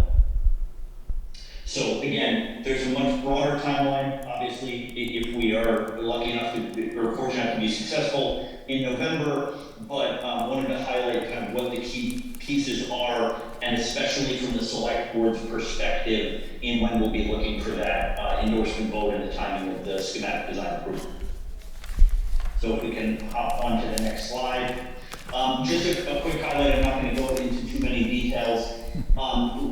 This probably looks familiar to anyone who's been following the process. This is the most up-to-date schematic floor plan that we have for the building. What you probably won't notice here is that there has just been a significant amount of refinement that has gone on since the first time we saw an initial schematic design. Our designers at Perkins are looking for not just efficiencies that they can find in the design of the building, but also really working with user groups, faculty, staff, facilities, administration, to talk about how these spaces will be used and make adjustments to this design so that the building is not only appropriately spaced when it's designed, when it's built, but also that the flow of traffic will be as efficient as possible, and that the faculty and staff will be able to use the spaces as effectively as possible. I would say that, actually, I would definitely say that at every ESBC meeting, they have come back with some sort of refinement to design, something as, well, I say simple, but something as simple as reversing kind of the seating areas in the cafeteria to provide better flow or better access for some of the multi-use spaces, all based on feedback from user groups, to adjusting even the angles of the building to try to help us minimize the white space in the building. We also have been refining the site plan, so we've been doing a lot of work on outdoor learning space, making sure that we use that as efficiently as possible, and looking at the driveway and the way traffic is going to flow through the site. So we can go to the next slide. And so the next topic here really is about the cost of the building. And I'll turn it over to Bill, who's going to talk a bit about what we've done in regards to the cost of the building, the work we've done around cost control. Great, thanks, John, and good afternoon, good evening, I should say. You folks have been here for a long time, so congratulations and hang in there. Starting tomorrow, and Jeff can correct me, but I believe starting tomorrow we're going to be starting to get estimates on all of these ideas. And over the next couple of weeks when we receive them, it'll probably have some effect on the $174 million number that people have been hearing about. But until then, let me share with you what we've done to try to reduce some of the cost of the Elmwood replacement. It would be very convenient to simply compare the square footage of the proposed Elmwood school with other elementary schools being built today, but if you kind of put up the slide for me, I'd appreciate it. It's important to note that every project is different. The size, required size, is dependent on the educational plan that the school chooses. That includes things like the class size and the programs that are being offered. It also has to do with available sites, whether they're town-owned or if you have to purchase them. There are local requirements and some sustainability goals that they can account for some pretty big differences along the way. So our committee is trying to make sure we're not an outlier when it refers to costs, either on the high end or on the low end. And I think you'll agree with us that we're definitely in the middle range when the slide comes up in a couple of minutes. Second bullet point there is construction project is estimated based on its projected bid date. What that means is the estimates we'll be receiving in the next couple of weeks, they'll be based on when the school is projected to be built. So there will be a cost escalator included. So if we receive town approval in the November timeframe at the special meeting, then construction won't even start probably till late 2024 and be completed sometime late 2026 or even early 2027. So it's important to note, though, the third bullet point, that over the last 4 years, construction costs have gone up over 30%. I mean, it's been a really tough industry with inflation. Our project manager has shared that some costs have recently started to soften, but it could be just temporary. The good news is that we've built in meaningful contingencies into our estimates, so we think we'll be able to handle any other increases that may occur. And finally, the fourth line there talks about room size. Now, the room size is set by the MSBA, but we can customize it to fit our educational plan. I'll give you an example. We will have roughly 1,200 students at some point in this school, so we have to make sure the cafeteria is right-sized, meaning we want to have enough time for the kids to enjoy their lunch, but not take up the whole day to do it. I've heard stories, and you have too, that literally today kids are getting off the school at Elmwood off the bus and having lunch. Or some are having lunch and getting on the bus to go home, and we want to avoid that elongated period of time, and that's why the cafeteria has to be right-sized. We also are estimating that when they have recess, it'll be over 200 children will be outside at one time. So we've got to have enough room for them to enjoy recess, and those things have to be factored in. So any questions on those 4 bullet points before I move on to the next part? So one of the questions I have is just really around how the design for the sort of the educational plan, how much flexibility that is, or how much of a cost driver it is to design the building and the classrooms to sort of the latest state-of-the-art educational guidelines. Well, I'll start, and probably Jeff, this is something you could help with, but you know, it simply comes down to our goal of so many students per classroom. That drives how many classrooms. I believe the state average for elementary classrooms in Massachusetts is 21 students. I think we're projected at 22, so we're kind of right there. It's not like we're at 15, and that's why we have to have so many more classrooms. And there are other areas. Jeff, I don't know if you want to add in anything else that may be a driver, either positive or negative, based on our education plan. Before you jump in, can I just add really quickly too, from just a Hopkinton perspective, a lot of what drove this education plan are the existing curriculums, school improvement plans, school strategic plan. So Jeff can answer kind of how much goes into it, but what I want to make sure we get across is that a lot of the work that went in the educational plan isn't necessarily new because of this building. This building will better support a lot of the educational vision that has existed for 2nd, 3rd, and 4th grade in Hopkinton for some time. So I just wanted to make sure we were grounded in like that this is a new document, but based on a lot of work that's been done previously. No, that's an excellent introduction, John. That's a fact, right? That the MSBA says you customize the ed program per town because it dovetails in with the policies that already exist per individual town. And so much of the ed plan is building on the systems and the designs that are already implemented in their existing schools. The ed program for the Elmwood does not go beyond what's a typical ed program. The things that get specific and dialed in per town are the special education delivery, because that does vary inclusion versus pull-out district to district, as well as subsections or specialization. In addition to that, the number of students per classroom, as Bill noted, will dictate the overall size of the building in terms of equalizing the number of classrooms per grade level, but that's all a normal outproduct of the actual ed program development. The MSBA dictates and adds program over time, so new to this project, different than even Marathon, is a STEAM program, which is a science, technology, and engineering, essentially elective. That is the elementary school levels, and so that's throughout the system, and something they've added over the last few years. So over time, the MSBA actually adds to this ed program and dictates some aspect, and others are driven by the local municipality. So there's not a lot of uniqueness in the ed program in terms of program we see in this town that we don't see in other towns. And it's running through all of it. Okay, thank you. Anybody else have questions on those 4 bullets? Just one question. First of all, thank you for all the work, and I know it's very difficult first to elaborately doing a design and then starting to looking at various options which you are doing. So totally appreciate that given our economic scenarios.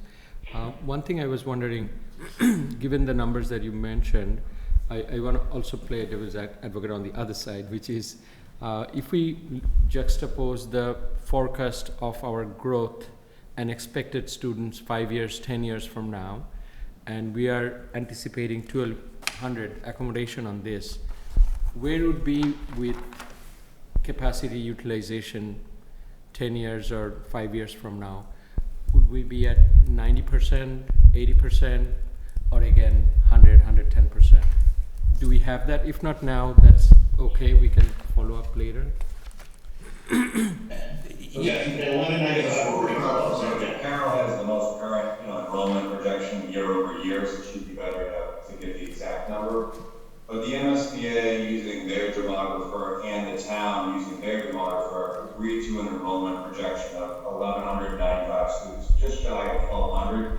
That projects 10 years out, and so that's the kind of the peak of the curve. At that point, both the MSBA and the town's demographer believe that's appropriate. you, based on everything you know now, I know there are other questions around town about future developments, around MBTA and other densities, but those items are not within the individual numbers. It's everything that we know now today with a buffer zone built into it. So when the school opens, there'll still be a lot of capacity. As Bill noted, there's capacity built into the overall building itself, because if you size it for 21 students, it's easy to flex up to 22 or 23 without needing to add whole classrooms or additions. So there's a lot of capacity even within the building itself beyond 1195 once you open. And we've even, in the design of the building, we've allowed for easy expansion should we have that issue 10, 15, 20 years down the line. Our architects have literally been moving staircases thinking about, well, what if? So we're certainly taking that in mind. Excellent. No, thank you. Very Sure. thoughtful and good work. Go ahead, Amy. Yep, I just, I was listening to all this, and I think one cost driver that I can see just looking at this, if we're expecting almost 1,200 students, I think the average elementary school in Massachusetts is more like 300 or 400 students. Yes. Jeff might know that, so that is why ours is so expensive, or a contributing factor for sure, and why we need more cafeteria space and more recess space and all that. But we have that many students, so I understand, or we're projected to, so I understand that. But so 1,200 students, I just did the math, divided by 22 students per room is 54 classrooms. I'm looking at the map, and I don't even think did we really have 54 classrooms in this? That's what's being projected. Okay. That's what's being designed for. I tried to count them, and I didn't count 54, but I believe you. But that just seems enormous. It's enormous, I know, but Yeah. anyway. Okay.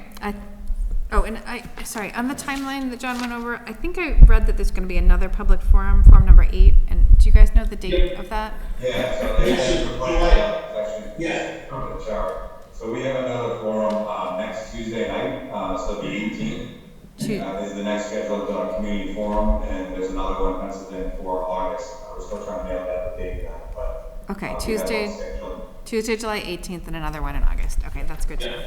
And then we're continuing to do on the project website at downloadproject.com. Okay. We're continuing to do by Zoom. That seems to get us the best combination of attendance, but also people who watch it after the fact. So we'll continue to provide them virtually. Okay, I don't think I have any more questions. Great, thank you. Well then, And I've got sorry? Irfan up there. Oh, I'm sorry. No, that's okay. We're all set. Thank you. Okay, Okay. Irfan's all set. All right, let's move on to the next slide, please, because, look, although we've just determined it's not a perfect comparison, we thought it might be helpful to look at the construction cost per square foot. First, to see where Marathon came in back in 2017 compared to other schools. And if you look into, it's a bit of a busy slide, but in the middle of the page, you'll see that Marathon came in at around $400 per square foot for construction costs. And that was right in the middle of the pack. Then you look to the right and you'll see where it's proposed for Elmwood, at the size of Elmwood, it's almost $800 per square foot. Again, in the middle of the pack, which is something we're very focused on in the committee, not to be an outlier all the way up or all the way down. Now, one of the main drivers, and Muriel just pointed out to it, is the inflation. That's driving all of the school's costs since Marathon was built. But for us, the reality is we are building a school that is more than 2 times the size of Marathon, because we have to, in regards to current and very near future capacity issues. So yeah, it's a lot more, but inflation's a big driver, but so is the fact that it's more than 2 times larger in size. What was the square foot, price per square foot for Marathon, did you say? Around 400. It's a little hard to see, but if you go to the left-hand axis, you'll see it's right at $400 a square foot. I can't see it, but I wrote it down. Exactly. So it's 400 versus 800. Yeah, for construction costs only. Exactly. Yep. Just to clarify Bill's comment, the Marathon School originally sized was actually a third of the size of the Elmwood School. It was 395 students at the time you started construction, and you've now since had 2 additions, which is where it kind of bridges the enrollment. Currently is half the size, but the building was designed a third of the size. Yeah, so I mean, if you do the math, it's literally a 3x from what the original price was. But the fact is we've expanded, so I wanted to keep it consistent. Then, So, building on Bill's points, a few of the things that have changed in the marketplace, from 8 years ago to now, in addition to the extreme escalation that we're all under, some of the programs have changed. So as I noted earlier, STEM classroom is now a requirement for the MSBA, so there's a couple of extra classrooms to serve that program. In addition to that, the Marathon School was closer to the roadway versus Elmwood, so we had less site work development costs because we were closer to the roadway versus Elmwood, which is set further back. So the site costs are a little higher on Elmwood per square foot than Marathon, which is another delta between the square foots of the two projects. so any other questions on that before I end with my last slide? So Bill, can I say really quickly too, because it dovetails off of a point I think that Amy made about the overall size of the school, and we've talked about this being a school that's 3 times the size. One of the things is that our elementary school model is unique. So the fact that we keep the grade levels together means that as we grow, the buildings have to grow too. So Amy mentioned that this is unusual as compared to sizes of other elementary schools. The unique nature of the model means that in order to keep second grade together, third grade together, in this case fourth grade together, it needs a bigger building. And that's, we love that for Hopkinton, that we keep all those kids together, but as we grow, it means we have a little bit less flexibility in terms of what we can do from a building size perspective. Thank you. Then the next slide, I think, helps bring it all home, because look, at the committee level, we're doing everything we can to help reduce the cost, yet still build a building that'll pass the test of time, both in the quality of the structure, but also provide the high quality education that we expect here in Hopkinton. So here are some of the areas we've already reduced cost, and other areas where we have opportunities to continue to make some adjustments. So on your left-hand side, you'll see grade configuration. Obviously, we've added the 4th grade into the school, and the advantage of that, it's allowed us to tap into additional MSBA reimbursement, versus if we didn't do it and had to build another school in the future, we may or may not be in their pipeline and have the ability to tap into some of those additional dollars.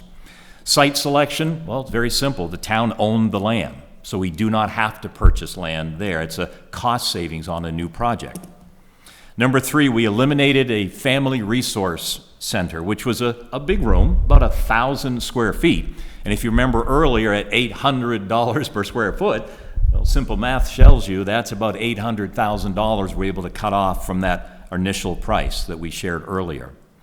The HVAC and mechanical system. At this point, we are moving forward with an all geothermal solution. There are some substantial rebates that are available from Mass Save and other federal government programs, but we're also going to continue to look at a hybrid option, which would cost less up front, but may have higher operating expenses going on. So we are going forward. So we're still waiting for some test sites that'll be done on the wells to see how many geothermal wells we will need. And those results, we think we'll end up receiving those in sometime August or September. Those will guide us on maybe which one of those 2 systems will end up being the one to go with. And Bill, can I add in there too, a significant discussion point with those, within those items was that some of those reimbursements, that we weren't sure, like the Inflation Reduction Act reimbursement, we weren't sure what the MSBA was going to do about that. Whether we would be eligible to get the full amount, or they might take some back in terms of reimbursement. But at a recent meeting, they took a vote, and any of that Inflation Reduction Act reimbursement that we are eligible for would come back directly to the town. None of it would affect our reimbursement rate. None of it would be sort of payable back to the MSBA. And that we're predicting to be a very large reimbursement amount for this system. So that's a pretty significant development that has happened recently when it comes to that system. Yeah, I mean, it's additional to millions of dollars more that we haven't calculated yet, because we have to kind of see where we end up. Okay? And when will we know that more finally? Well, the vote was taken, correct, John, that we know we are going to get that money? Yeah. Yeah, it's just we don't know how much. It'll depend on the school and how green it is and those sorts of things.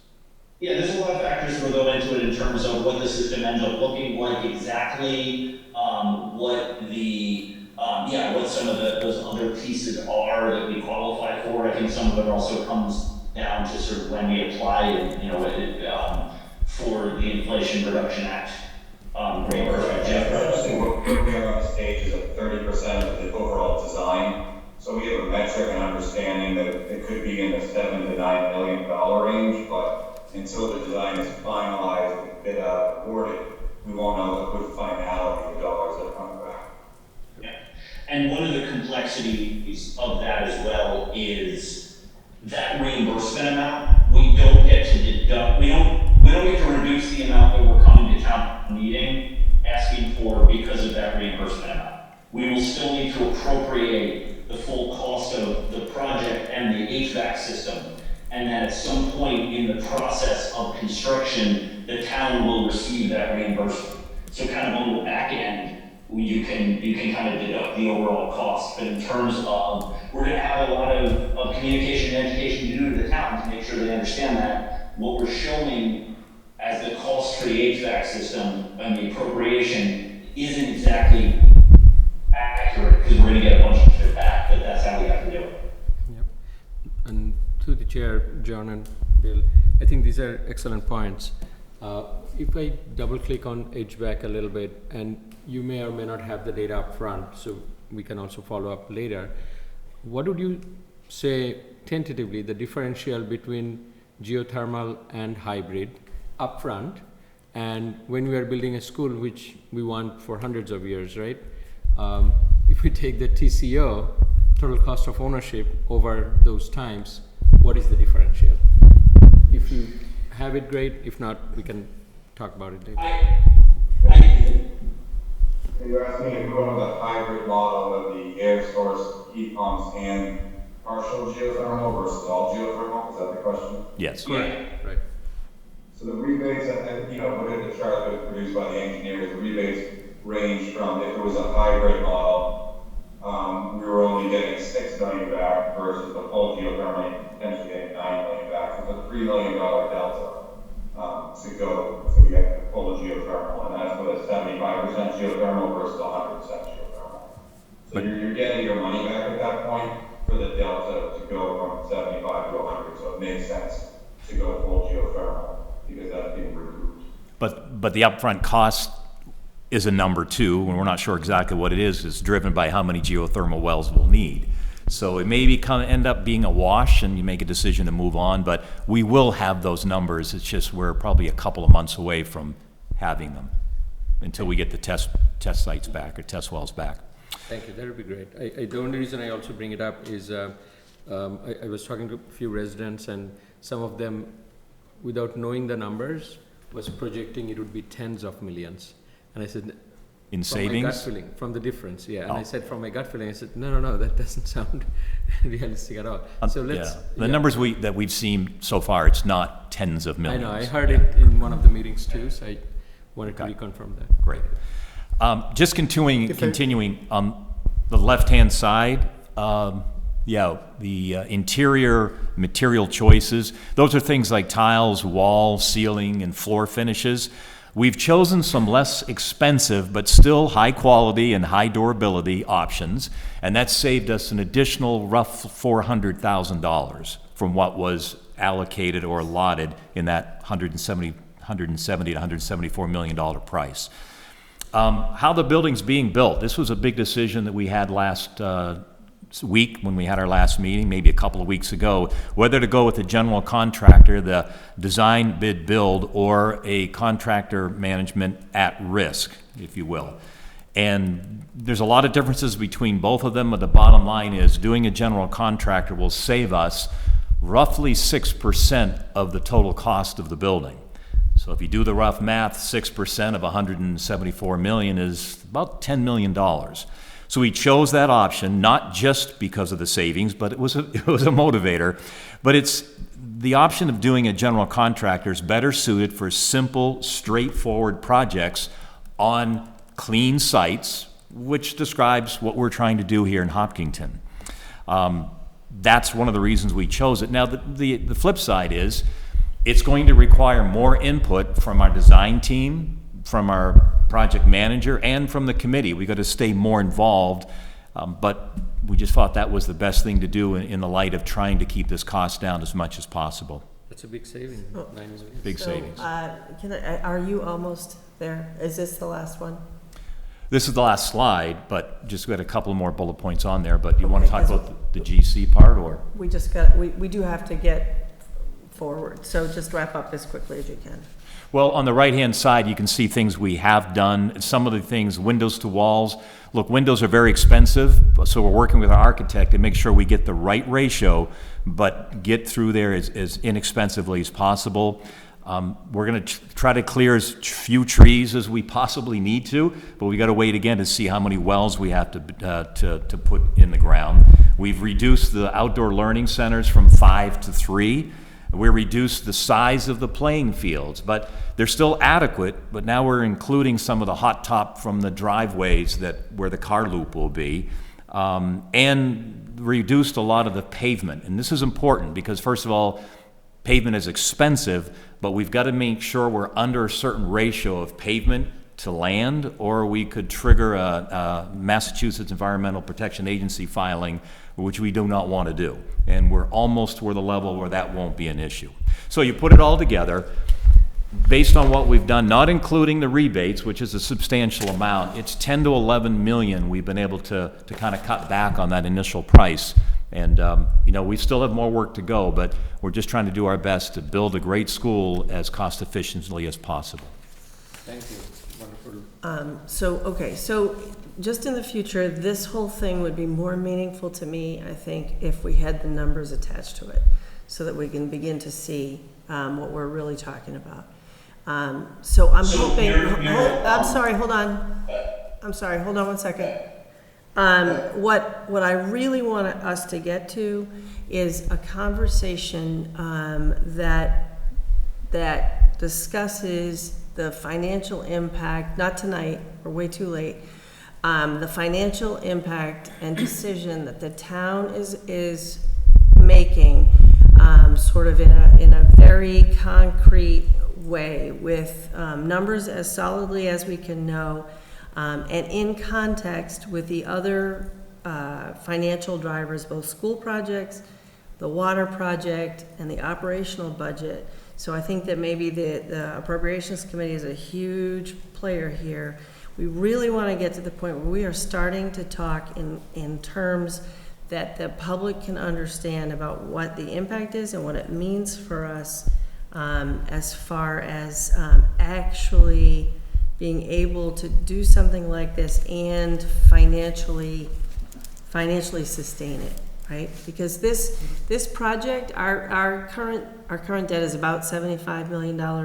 If Hopkins stays at 40 million, and if this stays at, let's say it stays at 170, and we get 40 million back, so it's a wash, Hopkins and these are not fixed and firm numbers.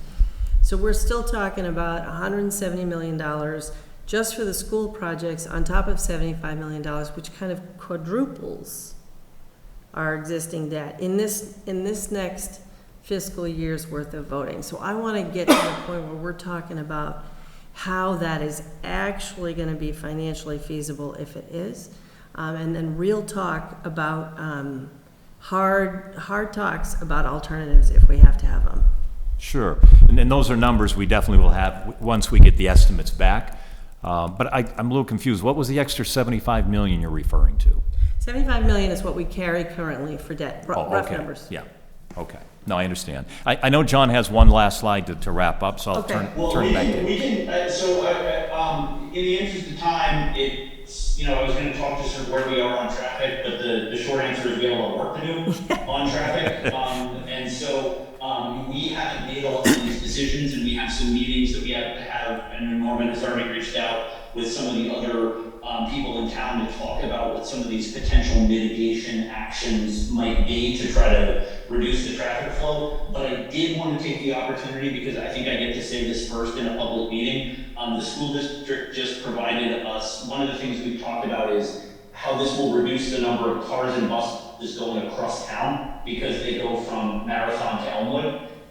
Currently between Marathon and Elmwood, there are 32 bus runs. The transportation department just did a projection, and they're showing that this would reduce that by 8 bus runs. So when you think about traffic impacts, there are some positive impacts to traffic in that there will be 8 fewer bus runs at the elementary hours just by consolidating the locations of these. So, but I do want to be sensitive to time and give an opportunity if there are any more questions.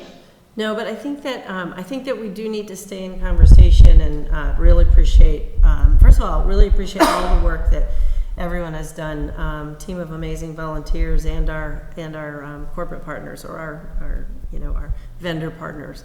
I just really want to start to get to some really constructive, detailed conversations on how it is we think we're going to actually be able, if the town votes for this, how we're going to be able to manage it from a financial standpoint. So Muriel, let's get, I'll work with Norman, but I think maybe, I had that meeting out there around the workman, but it seems like we should come back after we get the estimates. Yep. So that we can have a little bit more of a detailed conversation. So sometime in August, maybe we can get on either your agenda, or if we have to have a separate meeting. Yes, so we have, just so you know, we only have one meeting planned for August. That was another point that came up. That's August 1. So we do have to think in terms of what that means for needing to schedule a meeting, whatever. Okay? Okay, I'll touch base with Norman when I get back into town. All right, thank you all so much, and I'm sorry for the late night to everyone, by the way. Thank you. Are we gonna do the police chief's update another time, is he not? Yeah. Yes, Yeah, yes. So maybe we could actually do that. Could we put that on the agenda for next Thursday? Next Thursday, most Just likely, Get yes. to so get that we piece of business on with her, okay. All right, and then town manager's report, Mr. Kamalo. Town manager's report.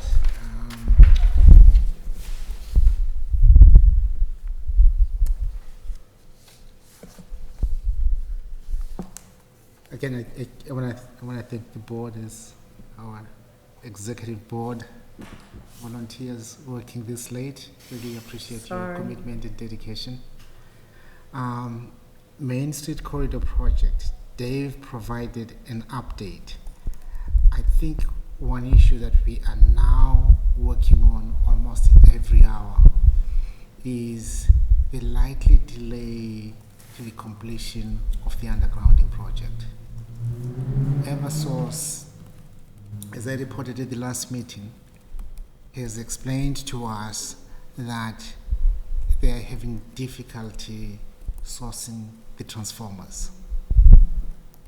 In addition, we still are working on getting a specific schedule from Verizon when it will install the 9 poles that they did not install when they installed the other set of poles. And as you know, Verizon sets the pole and then everything else gets onto the pole. And so we're really working almost every hour to get a very good understanding. In my conversations with Eversource yesterday, the indications were that it's highly unlikely that they will find transformers this year. What I plan to do is then to approach other networks that we work with to see if they can get a clearer explanation from Eversource as to why they believe the transformers will not be available this year. Oh wow, that's bad news. Yeah, but overall, the work on the roadway by Amorello is still on schedule. Yeah. So the things that will, sorry. No, go ahead. So the things that will remain is the old, longer than the October deadline, or the target completion date would be the old poles will still have to be there until the new poles and everything can be moved. Is that? That's part of, yes, that's part of the process. And also, And they're hampered by the lack of transformers, I understand. exactly. Yeah, Yeah, you put the transformers underground and then you bring the wires in. Yeah. okay. And in terms of usability or, our resident experience and exposure of this area, would that mean it would still be heavily under construction? No. Okay. No. That's good. The Amorello construction on the carriageway where the cars travel is on schedule. Yes. Okay. Yeah. Okay. So, I see. But some of the sidewalks would have asphalt rather than, because they'll be getting ripped up and That is to being, take the poles out. that's being discussed, yes. Okay. Yeah. But most of the sidewalks would be all paved. Well, yes. Okay. I think Amarello, Mastioti, and the subcontractors were working on that schedule at their last construction meeting. Well, every week it looks better and there's more and more cement poured. And Yeah. I think it is improving every week, so that's good to see. So, if I understand this correctly, the real impact of this is that the poles and wires will not be undergrounded this year. Most likely, yes. But otherwise, everything will be done. Correct.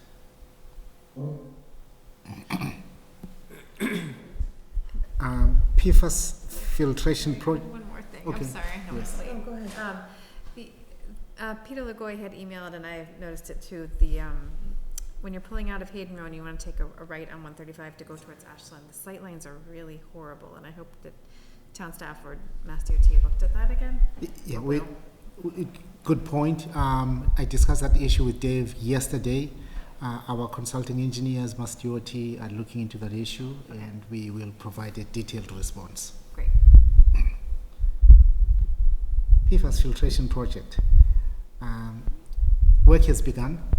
Great. Yes, work has begun, except that was our consultants, Weston and Sampson, are still reviewing the request by the contractor to extend the construction period by 90 days, which means that they are now saying they will complete the project by February 2024. Which is February? Yes. Yeah. Okay.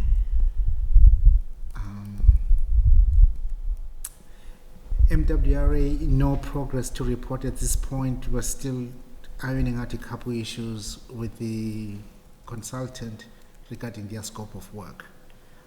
We have identified opportunities where part of the work that was being proposed for later could be integrated into the initial design.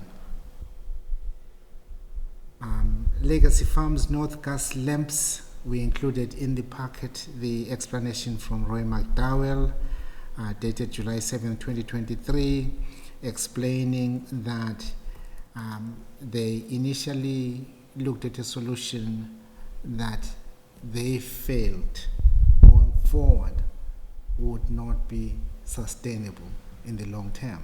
So they have now asked the contractor that they are working with and the vendors to supply a system that will have redundancies built into it should, for example, there be limited sunshine, what will happen? So they're adding batteries to store the solar energy, and they are looking for larger size batteries that will allow this process to move on, if even in the winter when we have prolonged periods of lack of sunshine. So, Yeah. So I really appreciate that update. I noticed, I would love to have that stay as a recurring item if possible, just because to see if, I don't, it'll take a while for them to get the parts in and hire someone to install it, but just so that we know. Have an update on how it's coming. Maybe once a month. Maybe not every meeting, but once a month or something. Okay. Also, I know that we had an email about concerns of gas odors, and I know that the fire department followed up on that pretty rigorously. However, a piece of the information that I got from Chief Doherty is that it's imperative that people, when they call in with those questions or those concerns, that they identify the address that they're calling from. So he asked me to make sure that implored the public to make sure that they identify the address, so it makes it easier to sort of follow up and track those calls. Absolutely, and also, I will encourage town departments to advertise widely the state numbers that residents need to call when they identify any gas leaks. Okay. Yeah. I mean, they're everywhere in town. You can look at that heat map. Like, there's one at the house next to mine that's been there since 2017. And you call Eversource, they'll come measure it, but they said it's not level 3. They're not required to fix it anytime soon, so it stays there. Yeah. But anyway, but we know the number to call, so. Yeah. And everyone should. They will come and measure it. Okay, and then Elaine, through the chair, do you mind giving an update on the Economic Recovery Small Business Grant Support Program, which I believe was a resounding success? Yes, briefly in the interest of time. The town had a $100,000 earmark from the state for economic recovery for small businesses. So we devised a program, accepted applications, and grants were awarded, and we have awarded the whole amount to small businesses and 3 nonprofits. The recipients were very appreciative of the help, and they did demonstrate through the documents that they submitted that they did suffer, pretty significant financial losses due to the pandemic. Wonderful. Great, Thank you. congratulations. It was very helpful to them. Thank you Yeah. for doing that. That's really great news. Yeah, thanks for organizing it. Yeah. Really happy we could do that. Excellent. Yeah, good work, Elaine, and thank you also for collaborating with other town departments to make sure that this program did work to the best benefit of the businesses in town, especially those along Main Street. Specifically, the accounting department, the town accountant, which reviewed the applications for the financial impact. Awesome, awesome. Thank you so much. So that brings us to the end of the town manager's report. Yes. I respectfully request that we forego liaison reports, board invites, and future board agenda items, and we call for an adjournment because I'm exhausted. I fully appreciate that, and I'm in favor of it. I just was waiting to add some, couple of thoughts for the future agenda. I'll take only 1 minute. Sure. If I may. So as I'm listening to all these public forums and in recent issues that we have experienced on LNG, on PFAS, which is ongoing, and I appreciate how the town and all the stakeholders have been engaged. It's great to hear from our residents, as well as appreciate how Eversource, joined the conversation, opened up a lot of information, and good discussions happened. And I'm also excited that we have our economic and economic development office. I don't want to ignore the other two, of course, sustainability and equity. Yep.